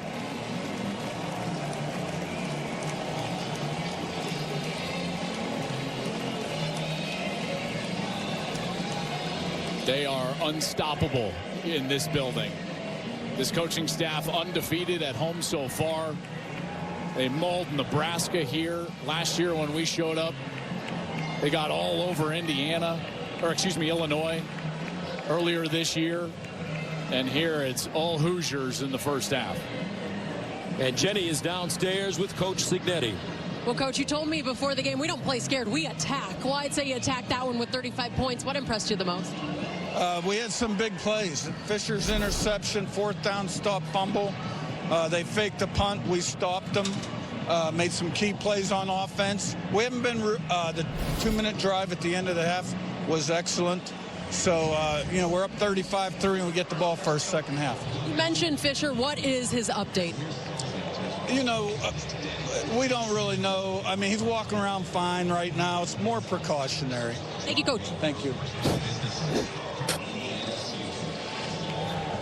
Don't forget, after the break, join Rob Stone and the guys with the State Farm halftime show right here from Memorial Stadium. 35-3. Indiana on top of UCLA at the break.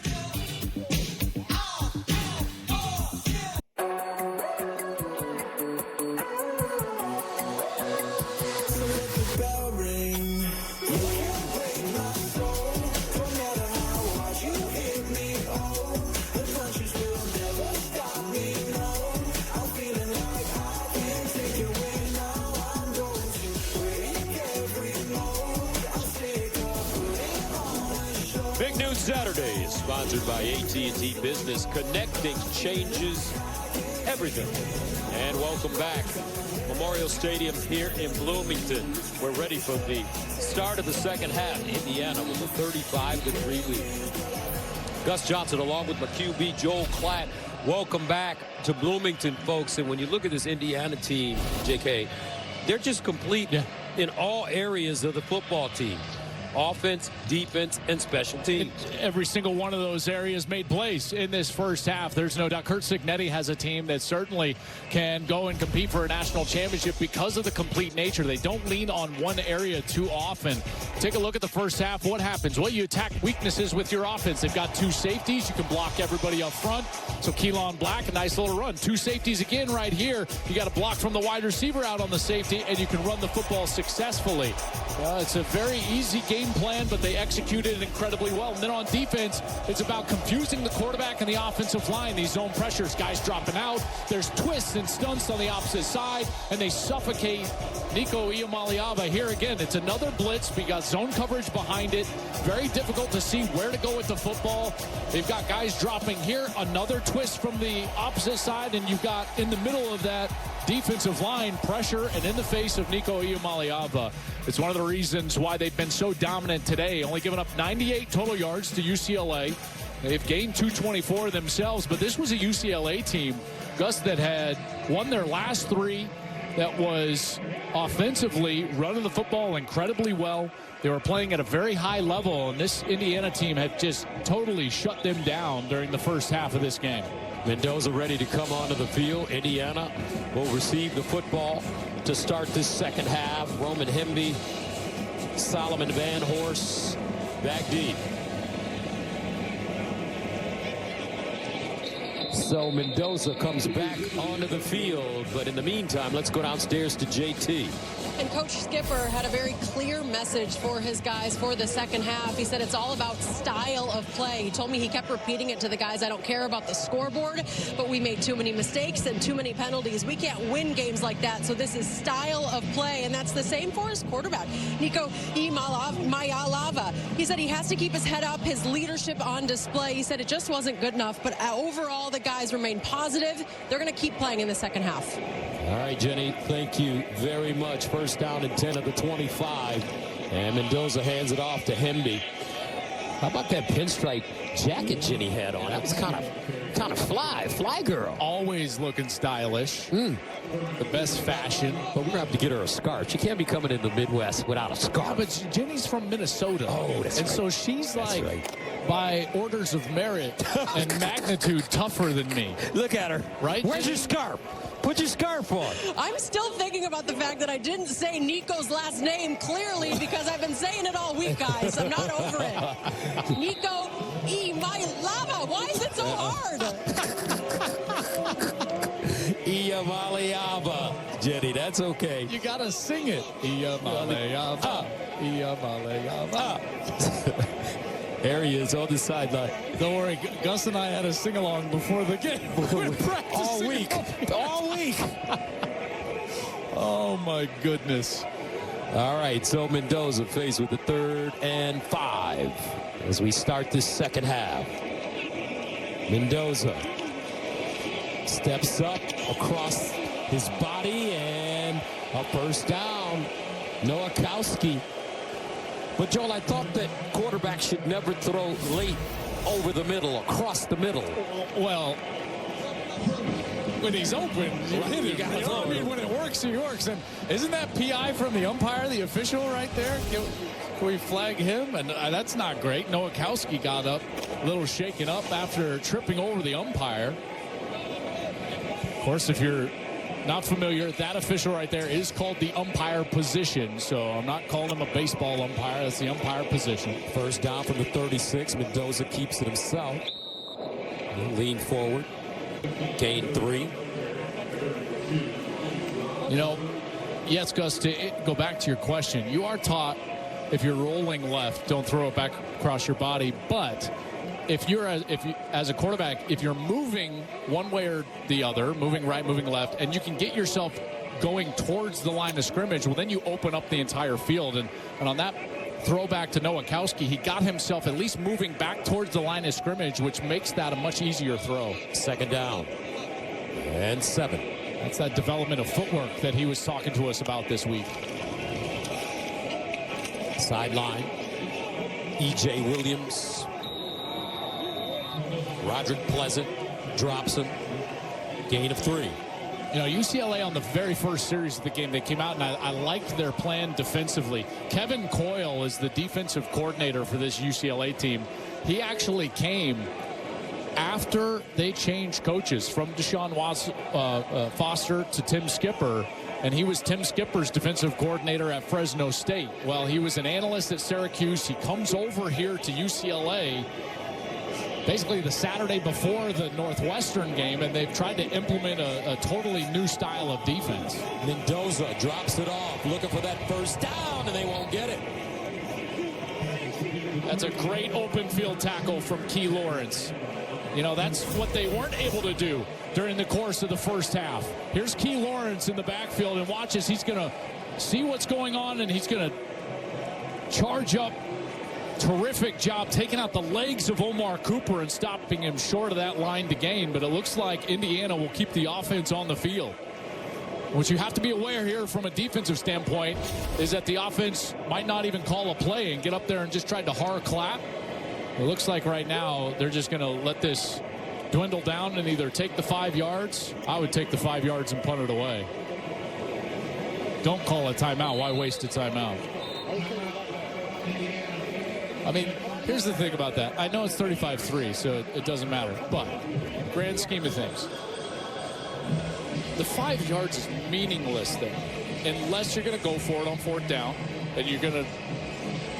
But how many times do we see like a punt team run out there, and they're like, oh, we got to take a timeout. It's like, hey, the delay game, it's 5 yards. The timeout is more valuable than the 5 yards. But this one, they could be saving the opportunity to go for it on 4th here.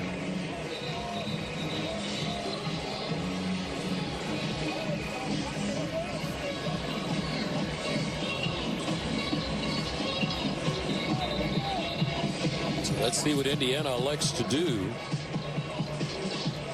It's like they'll keep their offense on the field, which, again, it's the only reason you would take a timeout right there. You wouldn't take a timeout and then punt it.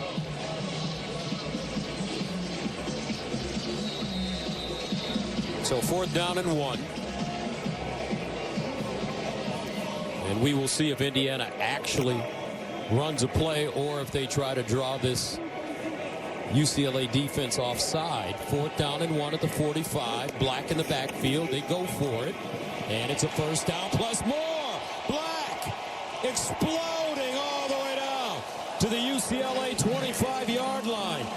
Key Lawrence with the tackle. A gain of 29. You get a double team from the right guard and the right tackle. You get Coogan, who handles the nose guard, and then there's Black with the physical run right up the middle of that defense. That's a terrific job by that offensive line. 1st down IU. Black again. But that offensive line, as you mentioned, Coogan in the middle, number 78, to Notre Dame transfer. Left Notre Dame because they basically told him he'd have to fight for a starting position. This is last year, so he said, let me go somewhere where they'll really allow me to play. And less than 48 hours after competing in the national championship, he had decided to come to IU. And he's the captain of that offensive line. What a great young man. 2nd down and 6. They pitch it. Hemby gets to the 20. Yeah, another guy I would just be remiss if we didn't mention is the offensive line coach, Bob Bostad. Bob Bostad came over last year with Cignetti. He was formerly the Wisconsin offensive line coach. And I know Coach Meyer had referenced him here during the course of Big Noon Kickoff and as well at the halftime. He is an excellent offensive line coach. Think of all those great Wisconsin run games and offensive lines, and now that's who's in charge up there up front. And these 5 guys, I got to tell you, this offensive line is one of the better offensive lines in America. Mendoza scampering, turns, first, Mendoza! Touchdown! Indiana, but there is a flag on the play. Well, it's a great escape by Mendoza. The flag giddy up in him, Joel. Yeah, he did. That's more speed than I've seen all year long, and that flag is in the defensive backfield, which would signal that this might be on the defense. Defense number 28. Penalties decline. Result of the play is a touchdown. When you look at Fernando Mendoza, when he comes in the room for a meeting, you would think that he's a 2-guard on the IU basketball team. He does. He's got that length, and he's a wiry guy. He's got that height as well. But here, I tell you, that is some good elusiveness around that right side, charging into the end zone for another touchdown. Radicic with the extra point. And it's good. Today is Bob Knight's birthday, folks. Coach Knight would have been 85. He would have taken some Fernando on his squad. Big fella, moving and grooving. Welcome back. Big slate of NFL games tomorrow. A lot of these guys on this Indiana team are going to be playing on Sunday. 42-3 our score right now. 9:15 to play in the 3rd quarter from Bloomington. That's Khalil Benson right there standing up. He's the right tackle.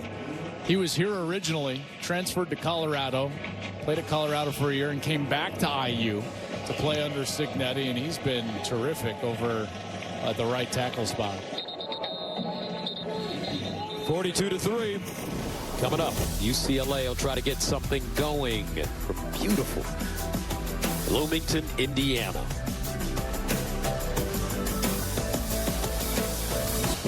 Big Noon Saturday is sponsored by Discover. It pays to discover. And by Chewy. For life with pets, there's Chewy with everything.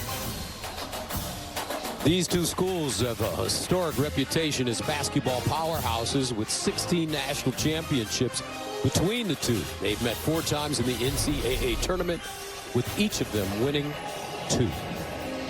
42-3. IU.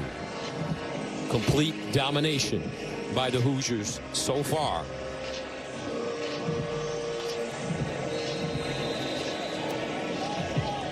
UCLA takes over, first down and 10 at their own 25. Iamaleava to throw it. And a first down. Nice catch. Rico Flores Jr. with the grab. And today would have been Bob Knight's 85th birthday, an Indiana legend. He won 3 NCAA championships in Bloomington and was inducted into the Basketball Hall of Fame in 1991. He passed away 2 years ago at the age of 83. Had a chance to sit down and visit with Bob Knight as you look at legendary Assembly Hall, the Carnegie Hall of college basketball. Iamaleava over the middle. That one deflected, incomplete. Thing about Coach Knight that was interesting, when I was a young sportscaster, I had a chance to sit down with him, with Billy Packer, and he could tell you stories about all the ancient American military wars as if he was there. Yeah. Every one of them. Korea, Vietnam, World War I, World War II. Fascinating, right? It's always so interesting. The Civil War. I feel like coaches in any sport, they've all got some sort of go-to off the field, whether it's what they read, what they're into from a history perspective, that allows them the success that they end up having in their sport. You know, there's something from the strategy or maybe the studying of the generals and the leadership. But all these coaches that we talk to in college football, it's the same way. We talk about their mentors in football, what they're doing off the field. And I can tell you this, you know, this guy right here, Curt Cignetti, there's something about him, Gus. Something about him. He got it for sure. And over the middle and incomplete, intended for Habermel. Every great coach, it doesn't matter what style that they coach with. It doesn't matter if they're offensive or defensive. That's not the common thread. Great coaches and great programs have exceptionally high standards internally, day in and day out. And you can tell, look at him how hard he's coaching. It's 42-3, and he's coaching hard. Why? Because the standards are high at Indiana every single day. And at places where the standards are high, you got to love football. You got to love to work. And only the tough survive. And so when you get here and you see these players, nice return here, Brady. You see these players, they are tough players, tough mentally. They know what they're doing. They have high standards for themselves, which has raised the standards of this entire program. 42-3, Indiana. Everywhere Indiana head coach Curt Cignetti has coached, he has won.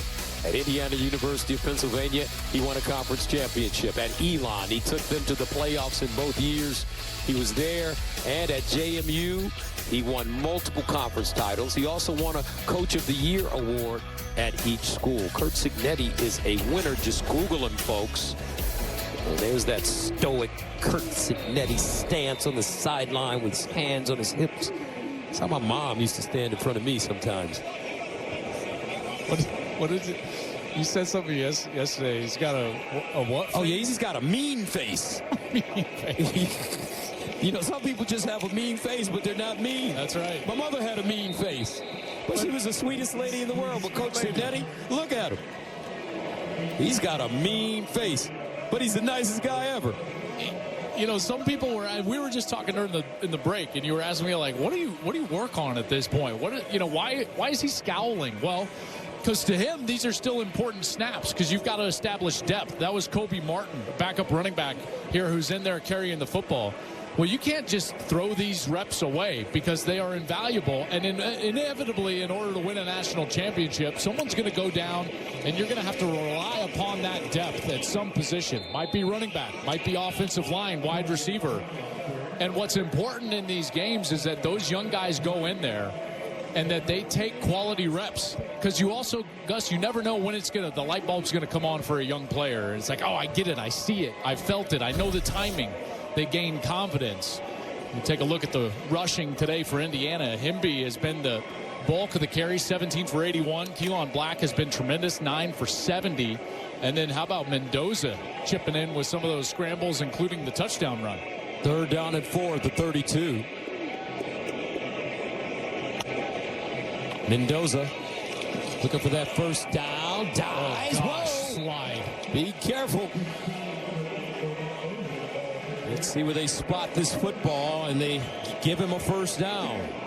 Oh, my goodness. If I'm Mike Shanahan, the offensive coordinator, or Kurt Signetti, my heart just dropped 18 floors in my chest.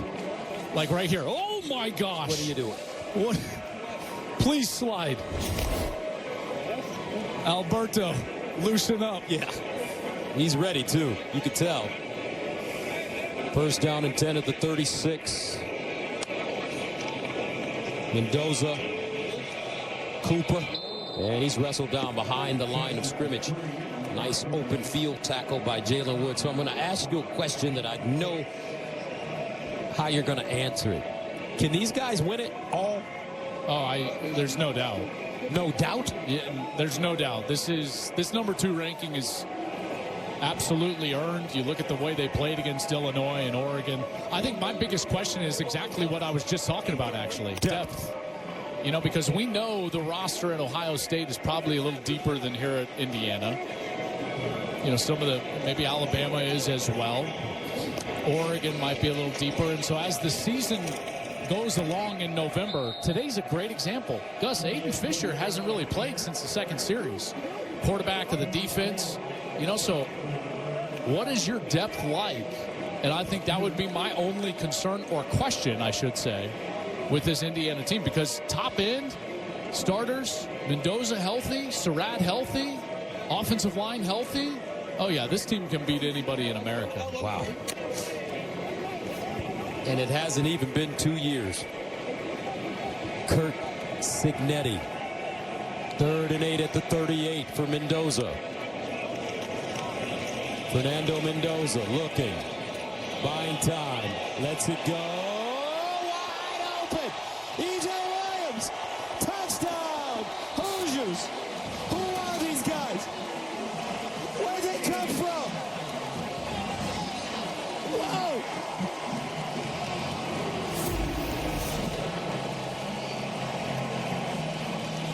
He's initially open. I thought Mendoza missed him, but he keeps working deep. E.J. Williams does. And as Mendoza breaks contain on the outside, he's able to find him. And that ball down the field took a shot in the midsection, but there's E.J. Williams. A giant play down the field. And boy, they come from everywhere on this offense. 62 yards. 49-3.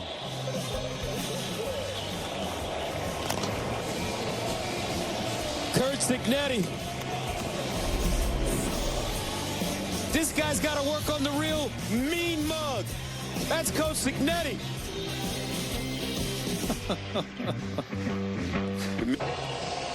All right, folks, this is the new trend in college football. A couple of weeks ago at Oklahoma State, a girl dared her boyfriend to take his shirt off and wave. Now everybody in the country's doing it. Let's see if that continues in the Big Ten in November. Yeah, that's right. That's right. We'll see. Tough guys. Oh, man. Saying Champagne. 49-3, our score. As this one goes into the end zone. Starts Saturday strong with the undefeated, top-ranked Ohio State Buckeyes as they face off against rival Penn State at the Horseshoe. It all starts at 10 a.m. Eastern with Big Noon kickoff live from Columbus. Then it's Penn State's Ohio State. Big News Saturday only on Fox. And partner, we haven't had a chance to talk about it, and I haven't gotten your opinion, and America hasn't gotten your opinion on this show about what has transpired at Penn State. Well, I can't remember a faster fall than what that program has gone through. You know, it was essentially 15 days from the time that Penn State had the football in the second overtime with the chance to win the game against Oregon to the day they asked James Franklin to leave the program. I mean, it's staggering, obviously, all set up not only by that Oregon loss in overtime, but then the next week, this Bruins team and what they were able to do against Penn State. I mean, this Bruins team played a great game. They were inspired. Their quarterback, Nico Iamaleava, was tremendous. But back to Penn State, Gus, as you asked. That got to a point where I think that it was just like it had run its course. There was a ceiling or a cap on that program, and they want to go in a different direction. But now they've got to hire someone better than James Franklin. And I think that's going to be a challenge, to be quite honest with you, with what I feel like is going to be the pool of candidates that is available around the country. Iamaleava with the handoff, and Berger. And he will not get the first down as Lewis Moore stops him. Looking at those candidates, who jumps out at you? Well, I think it all depends on the dominoes that fall. You know, what happens at LSU? Who does Florida hire? Is Lane Kiffin the guy at Florida? This and that. I think some of the guys that I would call, if I was Pat Kraft and Penn State, I would call Matt Campbell at Iowa State. I would call Clark Lee at Vanderbilt. I think he's done a great job. I think I would call Eli Drinkowitz at Missouri. You know, those are some of the names that I know you would want me to say. Bob Stoops as well. That's right. 4th down and 1, UCLA going for it. Iamaleava in trouble. Breaks contain. And throws. Caught on the sideline. Rico Flores. What a play by Nico Iamaleava. That's a gain of 18. I mean, I can't believe he escaped. First of all, he gets away from this pressure right there, including Kamara. And then right here, he's in the grasp and still flips it down the field. That was Radcliffe, Dominique Radcliffe, that had him completely wrapped up right here. And he still is able to flip that ball down the field to Rico Flores for a nice first down. That was remarkable. So a first down for UCLA. Longest play of the game for the Bruins. Ball deflected at the line of scrimmage and incomplete. Mario Landino got a hand on the football. Here's what's so difficult, right, is that you're going to get a pressure here. So you get the 5th guy in pressure, but then I want you to watch all the zone coverage behind it. You got zone, you got underneath zone. So it's like, who's open right away? There's nowhere to throw the football right away, and all those guys have their eyes in the backfield. So you're talking about this Indiana structure. Why is this defense so good? That's a big reason why, is that the quarterback has no place to go with the ball, and that's Brian Haynes, the defensive coordinator. And like I said, he's designed what is both an aggressive and safe defensive structure. 2nd down and 10, Iamaleava in trouble again. Still on the move. Nicely done. High steps out of trouble and picks up a first down. Now he's just deciding to do it himself. He is a terrific scrambler.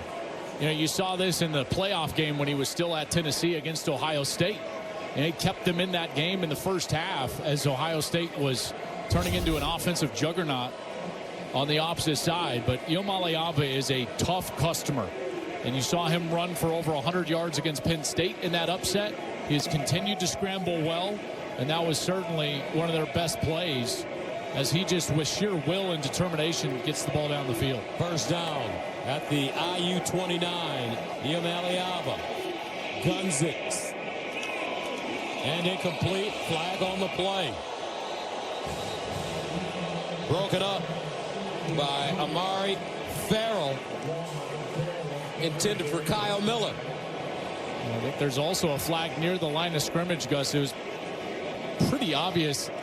There was a defensive lineman for Indiana, hands way up into the face of a UCLA offensive lineman. And I saw a flag come out for that, and then obviously at the catch point down by the end zone. There are 2 fouls on the play, both against the defense. Personal foul, hands to the face. Defense number 95. The penalties decline. Pass interference. Defense number 1. 15-yard penalty. Automatic first down. There you can see the hands to the face. In the face from Tyreek Tucker. And then Iamaleava down the field. You see that it doesn't look like a lot, but it's a grab of the jersey, and he's pulling the intended target. Kyle Miller has been back receiving a few kicks, and he pulls him to the ground. So a first down for the Bruins inside the 15. Make it the 14-yard line. Javian Thomas in the backfield. They give it to him. And Thomas pick up a few. This team just didn't get the run game going at all. UCLA under 4 yards per carry, 3.2. Jerry Neuheisel would tell you that, this turnaround for them in their last 3 games, it's really been because of the run game. Before those 3 games, they were 106th, Gus, in the country running the football. Well, over the last 3, they've run for 233 yards per game. That's 11th best in the sport. But today, it's been non-existent. And certainly against this defensive line and pass rush, you've got to have the ability to run the ball. 2nd and 7. Ball deflected again. This time, Devin Boykin almost came down with it. Yeah, Boykin is a really good addition to this secondary. He's a super senior, comes in as a transfer from North Carolina State. And he just is right in that passing lane and is able to bat it down. 3rd and 7.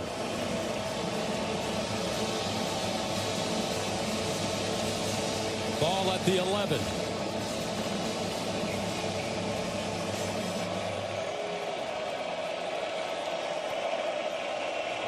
Gotta get it snapped. They get it away. With time. Iamaleava out of the pocket. And incomplete. That brings up 4th down. D'Angelo Pons, Johnny on the spot. Mario Landino with pressure. I'll tell you, the coverage is so good because that wasn't even the original man he was covering. I think he was covering Quasi Gilmore in the back of the end zone, and he falls off of it. No, it's Habermill. So there's 5 Pons. So he's covering Habermill. Well, watch. He's like, oh, I see that route right there. And he runs up off of Habermill, and he punches that ball away. Gosh, his instincts are so good. Bogani in to attempt a 30-yarder.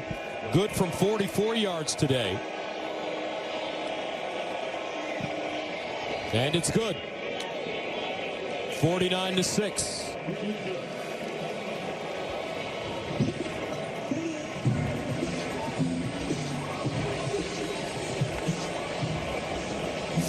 Now, last night, the Blue Jays made a monster statement to take Game 1. Now, Ohtani and the Dodgers look to even the series. Coverage of Game 2 of the World Series begins tonight at 7 Eastern on Fox.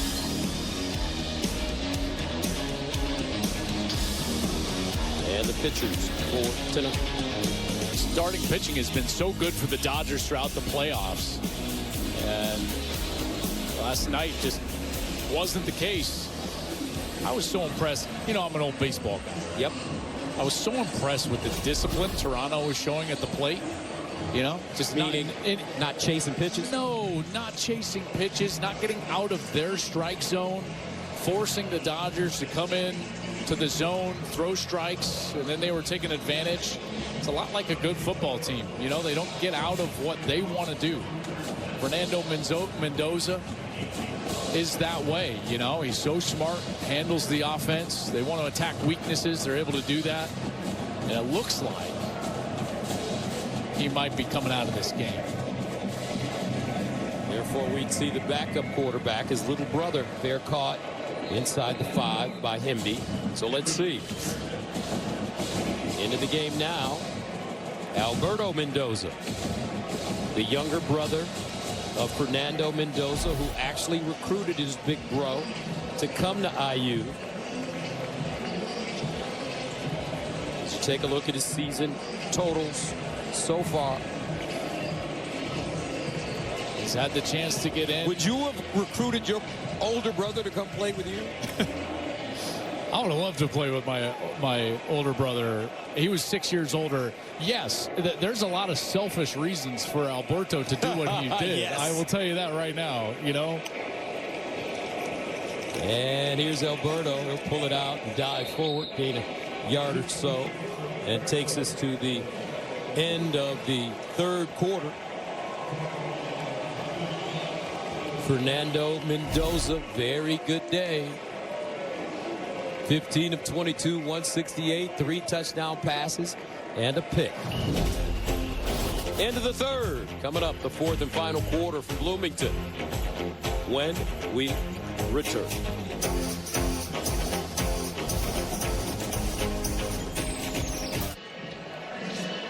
Big Noon Saturday is sponsored by AT&T Business. Connecting changes everything.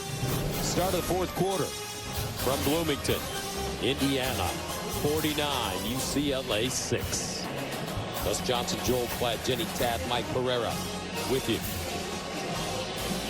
Fernando Mendoza, 5th game with 4 more touchdowns this season. And what you like about this kid, when you talk to him, he is really curious about the game of football. Yeah, he just loves it. Loves it. Absolutely loves it. Now his little brother, Alberto. I will say this. If you really love football, this is a good place. Because Curt Cignetti loves football. Here's Alberto over the middle. And deflected and incomplete.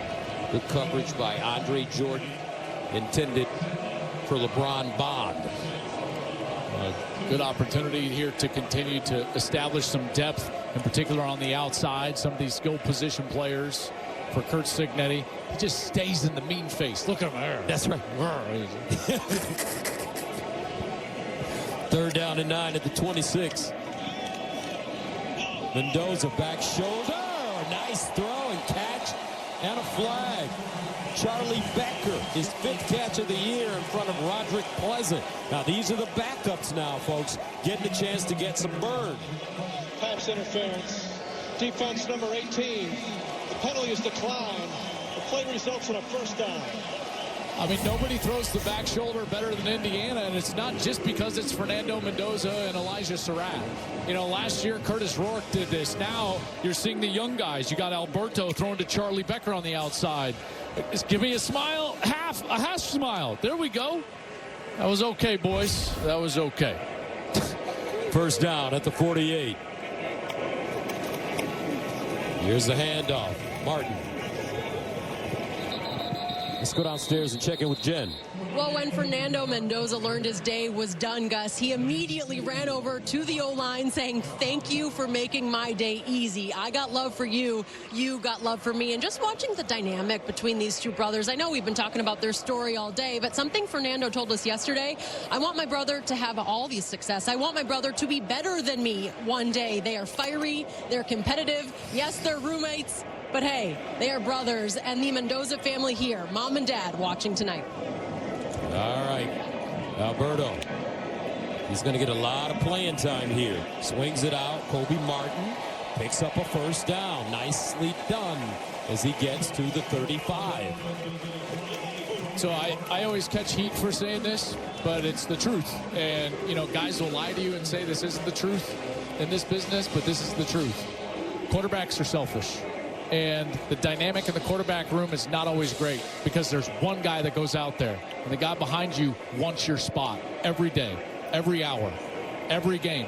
And so when you come to a place, you got 1 year, maybe 2 if you're Fernando Mendoza, to go and take advantage of your eligibility and potentially get to the NFL. You can go to a place where you know Alberto, your younger brother, you may swing on each other at points, but you've slept in the same room. He's got your back.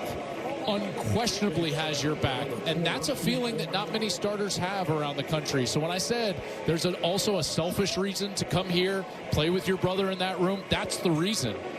I'll just tell you this, like, I loved my backup quarterbacks, but I didn't like them. You know, I didn't like it. You know what I mean? Like, I'm sorry, boys. James Cox, I'm sorry.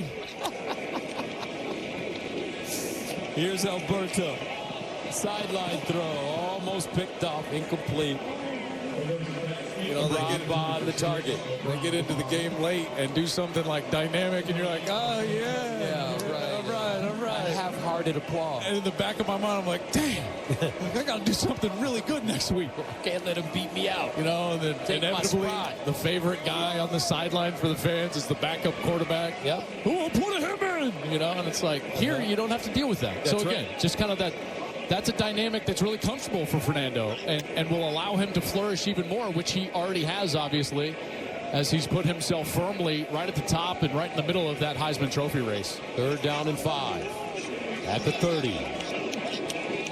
Alberto Mendoza dances out of the pocket. Wants to run it. Picks up a 1st down and more. Still on the move. Nice cut for Fernando's little brother. Alberto. Yeah, that's right. That's my man. My little bro. See, because it's his brother, that's genuine right there. Right, that's genuine. If it were his cousin, he wouldn't cheer. That's right. Here's a handoff to Black. I don't care.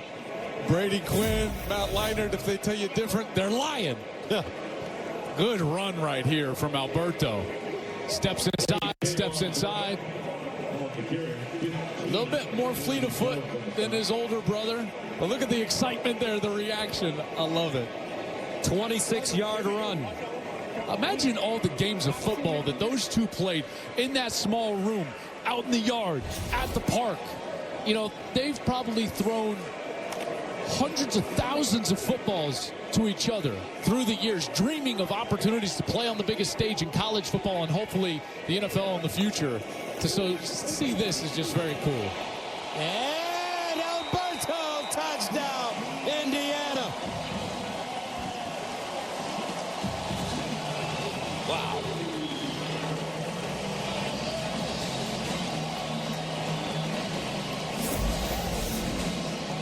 Great read. He's reading the defensive end.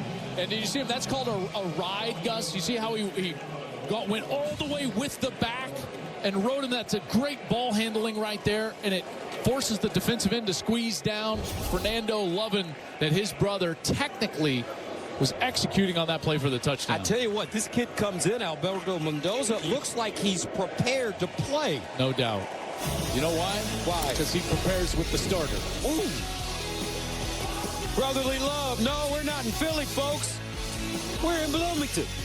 56-6. Big News Saturday is sponsored by Pacific Life, building confident futures for nearly 160 years.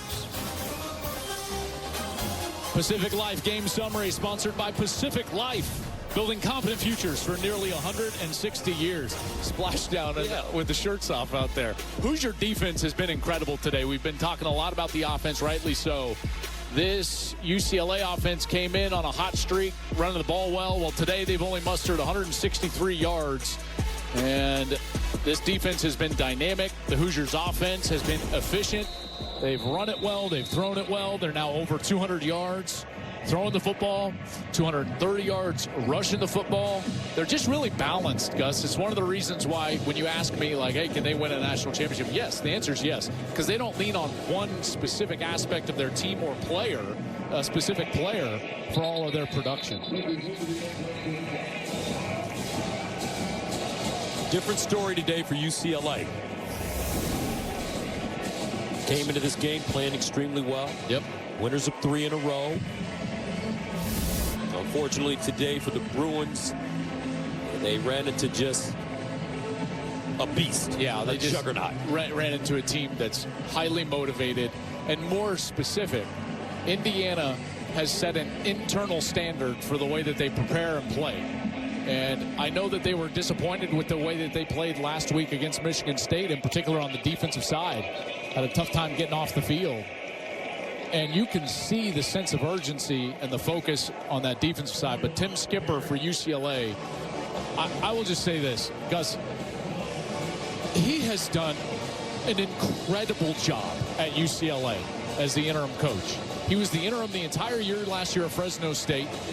after Jeff Tedford stepped away during the summer, and he led them to a bowl game. Came over to UCLA, and after 9 seasons at Fresno State as an assistant coach, 2 different stints. He coached under Jim McElwain at Colorado State, Florida, Central Michigan. He was here with Deshaun Foster.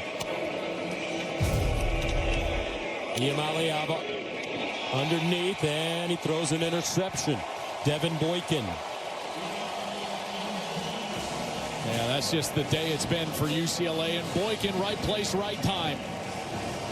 All that zone coverage, you can see he's just shaking his head because Iamaleava,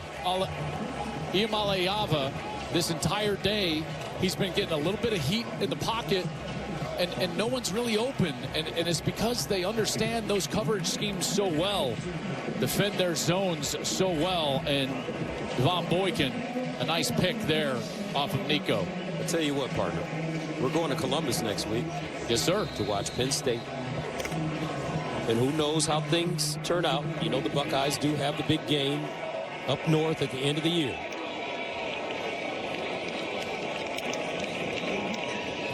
And here's a handoff to Martin. But I would pay big money to see Ohio State, Indiana this year. Well, you might not have to pay. In fact, Gus, they might pay you to do that game. Now that's what I'm talking about. Right now, it does look like these two that are at the top of the Big Ten and, by the way, the top of the country, 1 and 2 teams in the country, are on a collision course. Both 7-0. Offenses are both highly efficient. The defense for each team has been great. Ohio State's historically great. And, there's a good chance that those 2 teams could meet not just in the Big Ten championship game, but maybe as 12-0s. And at that point, it would be for the #1 seed in the college football playoff. And it would be about 55 minutes from the Bloomington campus right up there at Indianapolis in Lucas Oil Stadium. Holy Toledo. I'd love to see that game. Man. We did that game last year in Columbus, and as good of a year as Indiana had, they weren't ready for those Buckeyes that day. This version seems different, though. Mendoza gets out of bounds, picks up a first. And I'm going to say this, based on what I've seen, I can't see anybody beating Ohio State this year. Nobody. That defense with the Matt Patricians, Arvell Reese, Caleb Downs. They're good, man. Ooh. 41 total points. I talked to my former partner, Aqib Talib, who played for Matt Patricia with New England this week. Yep. He said they're running all the same pro stuff they ran with the Patriots. Yes. There's a handoff straight ahead. I talk with a lot of offensive coordinators, as you know, and they turn on that film and they're like, wait. What's this? Right. Exactly. Every quarterback seems confused. Well, rightly so. I mean, it takes Matt Patricians to run that. They're so smart. But again, this IU team is also so smart and balanced, and that's why I think that matchup would be so intriguing. Alberto Mendoza in for his big brother, Fernando. And his mom and dad must be in tears. There they are, watching their kids. Both boys look just like dad. Fernando and Elsa, beautiful feature and big noon kickoff from Tom Rinaldi. And those 2 guys certainly have had a great upbringing. 7:25 to go in the 4th quarter.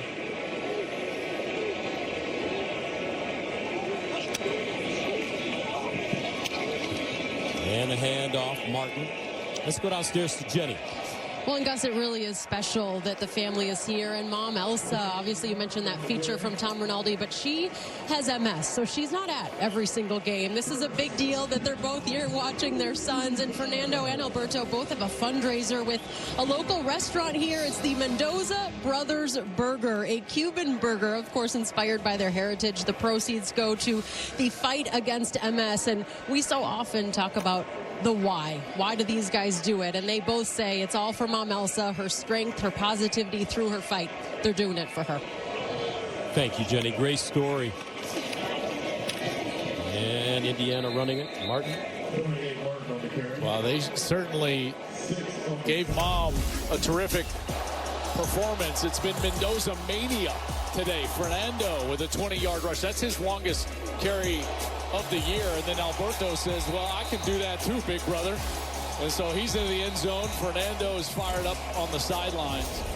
Well, they've been terrific. Let's see what they've done through the air, on the ground. 5 total TDs for the Mendoza brothers. And it may be a Heisman Mendoza year. It might be. For this family.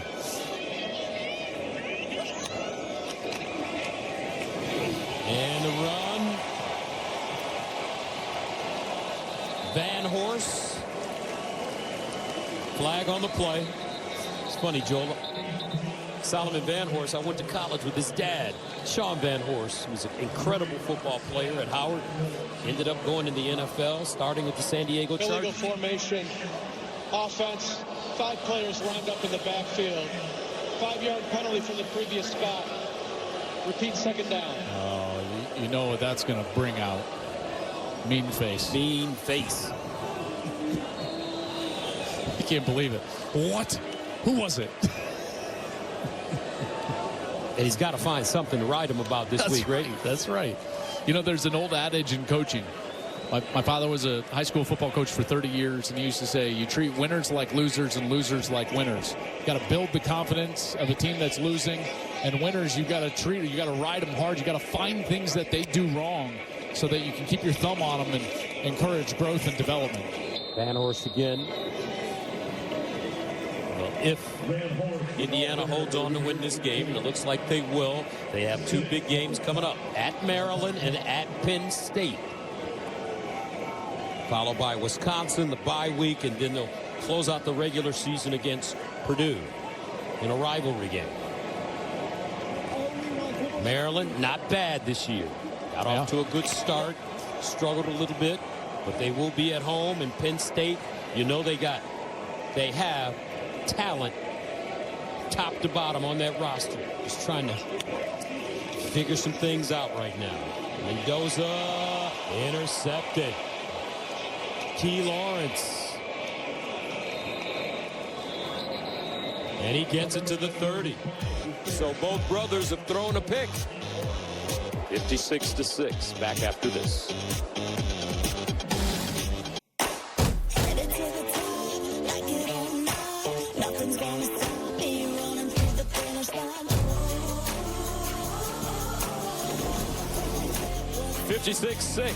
IU on top of UCLA with 4:20 to go here in the 4th quarter.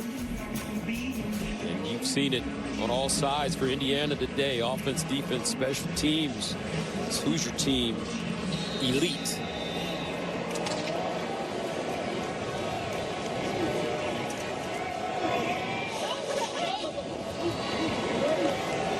First down at the 28. And Thomas on the move. Javian Thomas. 4-yard gain. You know, I didn't get a chance to say this about Tim Skipper and UCLA when we were having that conversation, but I will tell you that this will tell you everything you need to know about Tim Skipper and the way that his players bought into what he wanted to bring to this program. The transfer portal opens when your coach is let go. And it does so immediately. And so there's a month period where the transfer portal is open and players have the opportunity to request, you know, hey, I want a red shirt to save this year so that I can transfer after the season. Gus, do you know how many players they had enter the transfer portal or request a red shirt? Zero players. And, you know, that is a testament to Tim Skipper and Jerry Neuheisel and Kevin Coyle and the rest of that staff. You know, infusing with energy. I know that they're disappointed today. They felt like they were better than the performance that they've had today here down 56-6. But let's face it, this Indiana team is playing on a different level right now. This is a bona fide number 2 team in the country. I know that this result is not going to inspire a ton of confidence But when I see the energy around this program, nice run right here. That's Anthony Frias. When I see the energy, the way they played in the last few games, I would stick with Tim Skipper and Jerry Neuheisel and Kevin Coyle and allow them to not only retain this roster, but to continue to build this roster. Remember, Deshaun Foster had to replace, 18 starters coming into this year? And, largely a rebuild. There was some optimism surrounding the fact that they were able to go get Nico Iamaleava after his messy exit from Tennessee. The way they played in the last 3 games, that has an upward trajectory. There's no doubt. I get a Fran Brown feeling from Coach Skipper. Coach at Syracuse, who's done a wonderful job. We had him in the Holiday Bowl last year. Infectious energy, both of them. And the positivity that they spoke about the players and the team and their opportunity. Certainly hope he gets a long look from UCLA. But today it's been all Hoosiers. 56-6 in Bloomington. Big Noon Saturday is sponsored by Wendy's new Frosty Flavors. Welcome back, kids. Having a good time. Their home team is winning 56-6 with 2 minutes remaining in the fourth quarter. UCLA, they'll have a bye after this game, then games against Nebraska, at Ohio State, Washington, and then USC. There you go. Pretty tough slate, for them. I think Nebraska is a team that they can certainly compete with. Ohio State just seems to be a cut above right now. Everybody. Yeah, Washington, I know they didn't play great last week against Michigan, but Michigan sure played inspired football. And SC, we covered them at Illinois, and I know they lost that game, but that's a different feel, this year with the balance that they've had running the football. That's certainly a good football team.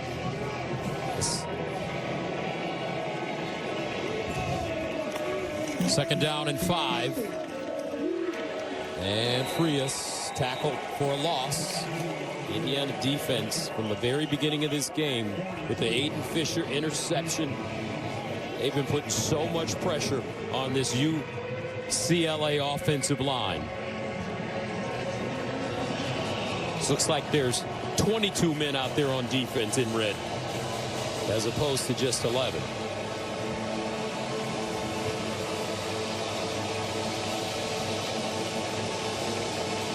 Third down and 6.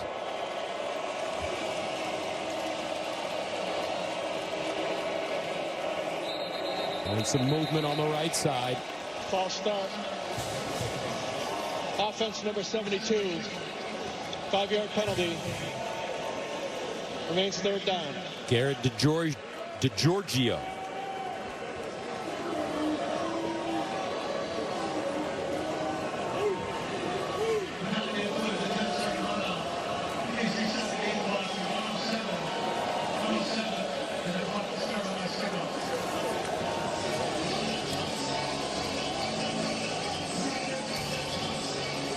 Skipper saying, I'm an energy guy. I like juice. I like people who are having fun. I'm not a doom and gloom guy. I'm just not.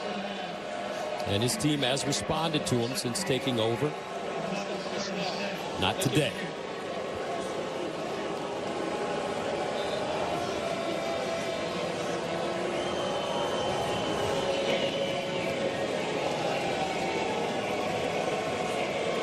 Iamaleava, 12 of 25, 108 yards passing, no touchdowns, 2 interceptions.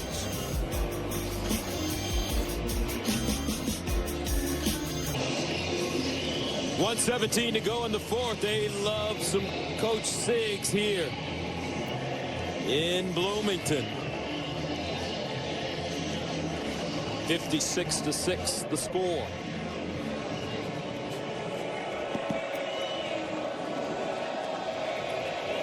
Iamaleava.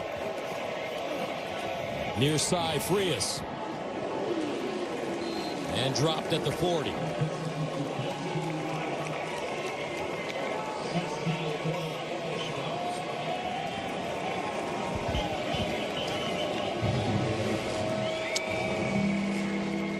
4th down and 6.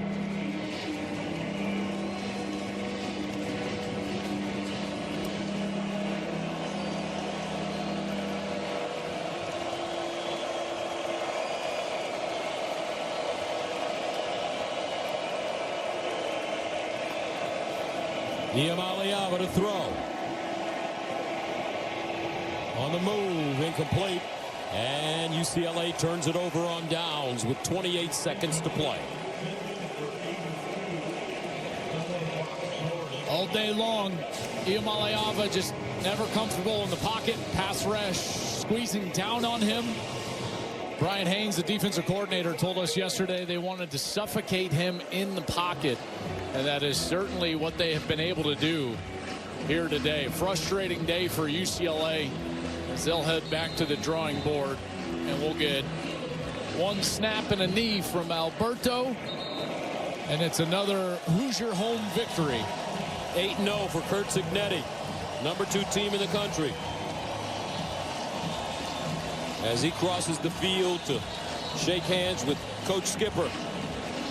Final score, Indiana 56, UCLA 6. Coming up after this short break, we'll send you to BYU taking on Iowa State. For Ginny and Joel, I'm Gus Johnson saying so long from Bloomington. L.J. Martin leads 11th-ranked BYU against Rocco Beck and Iowa State. Touchdown! Today at 3:30 Eastern on Fox.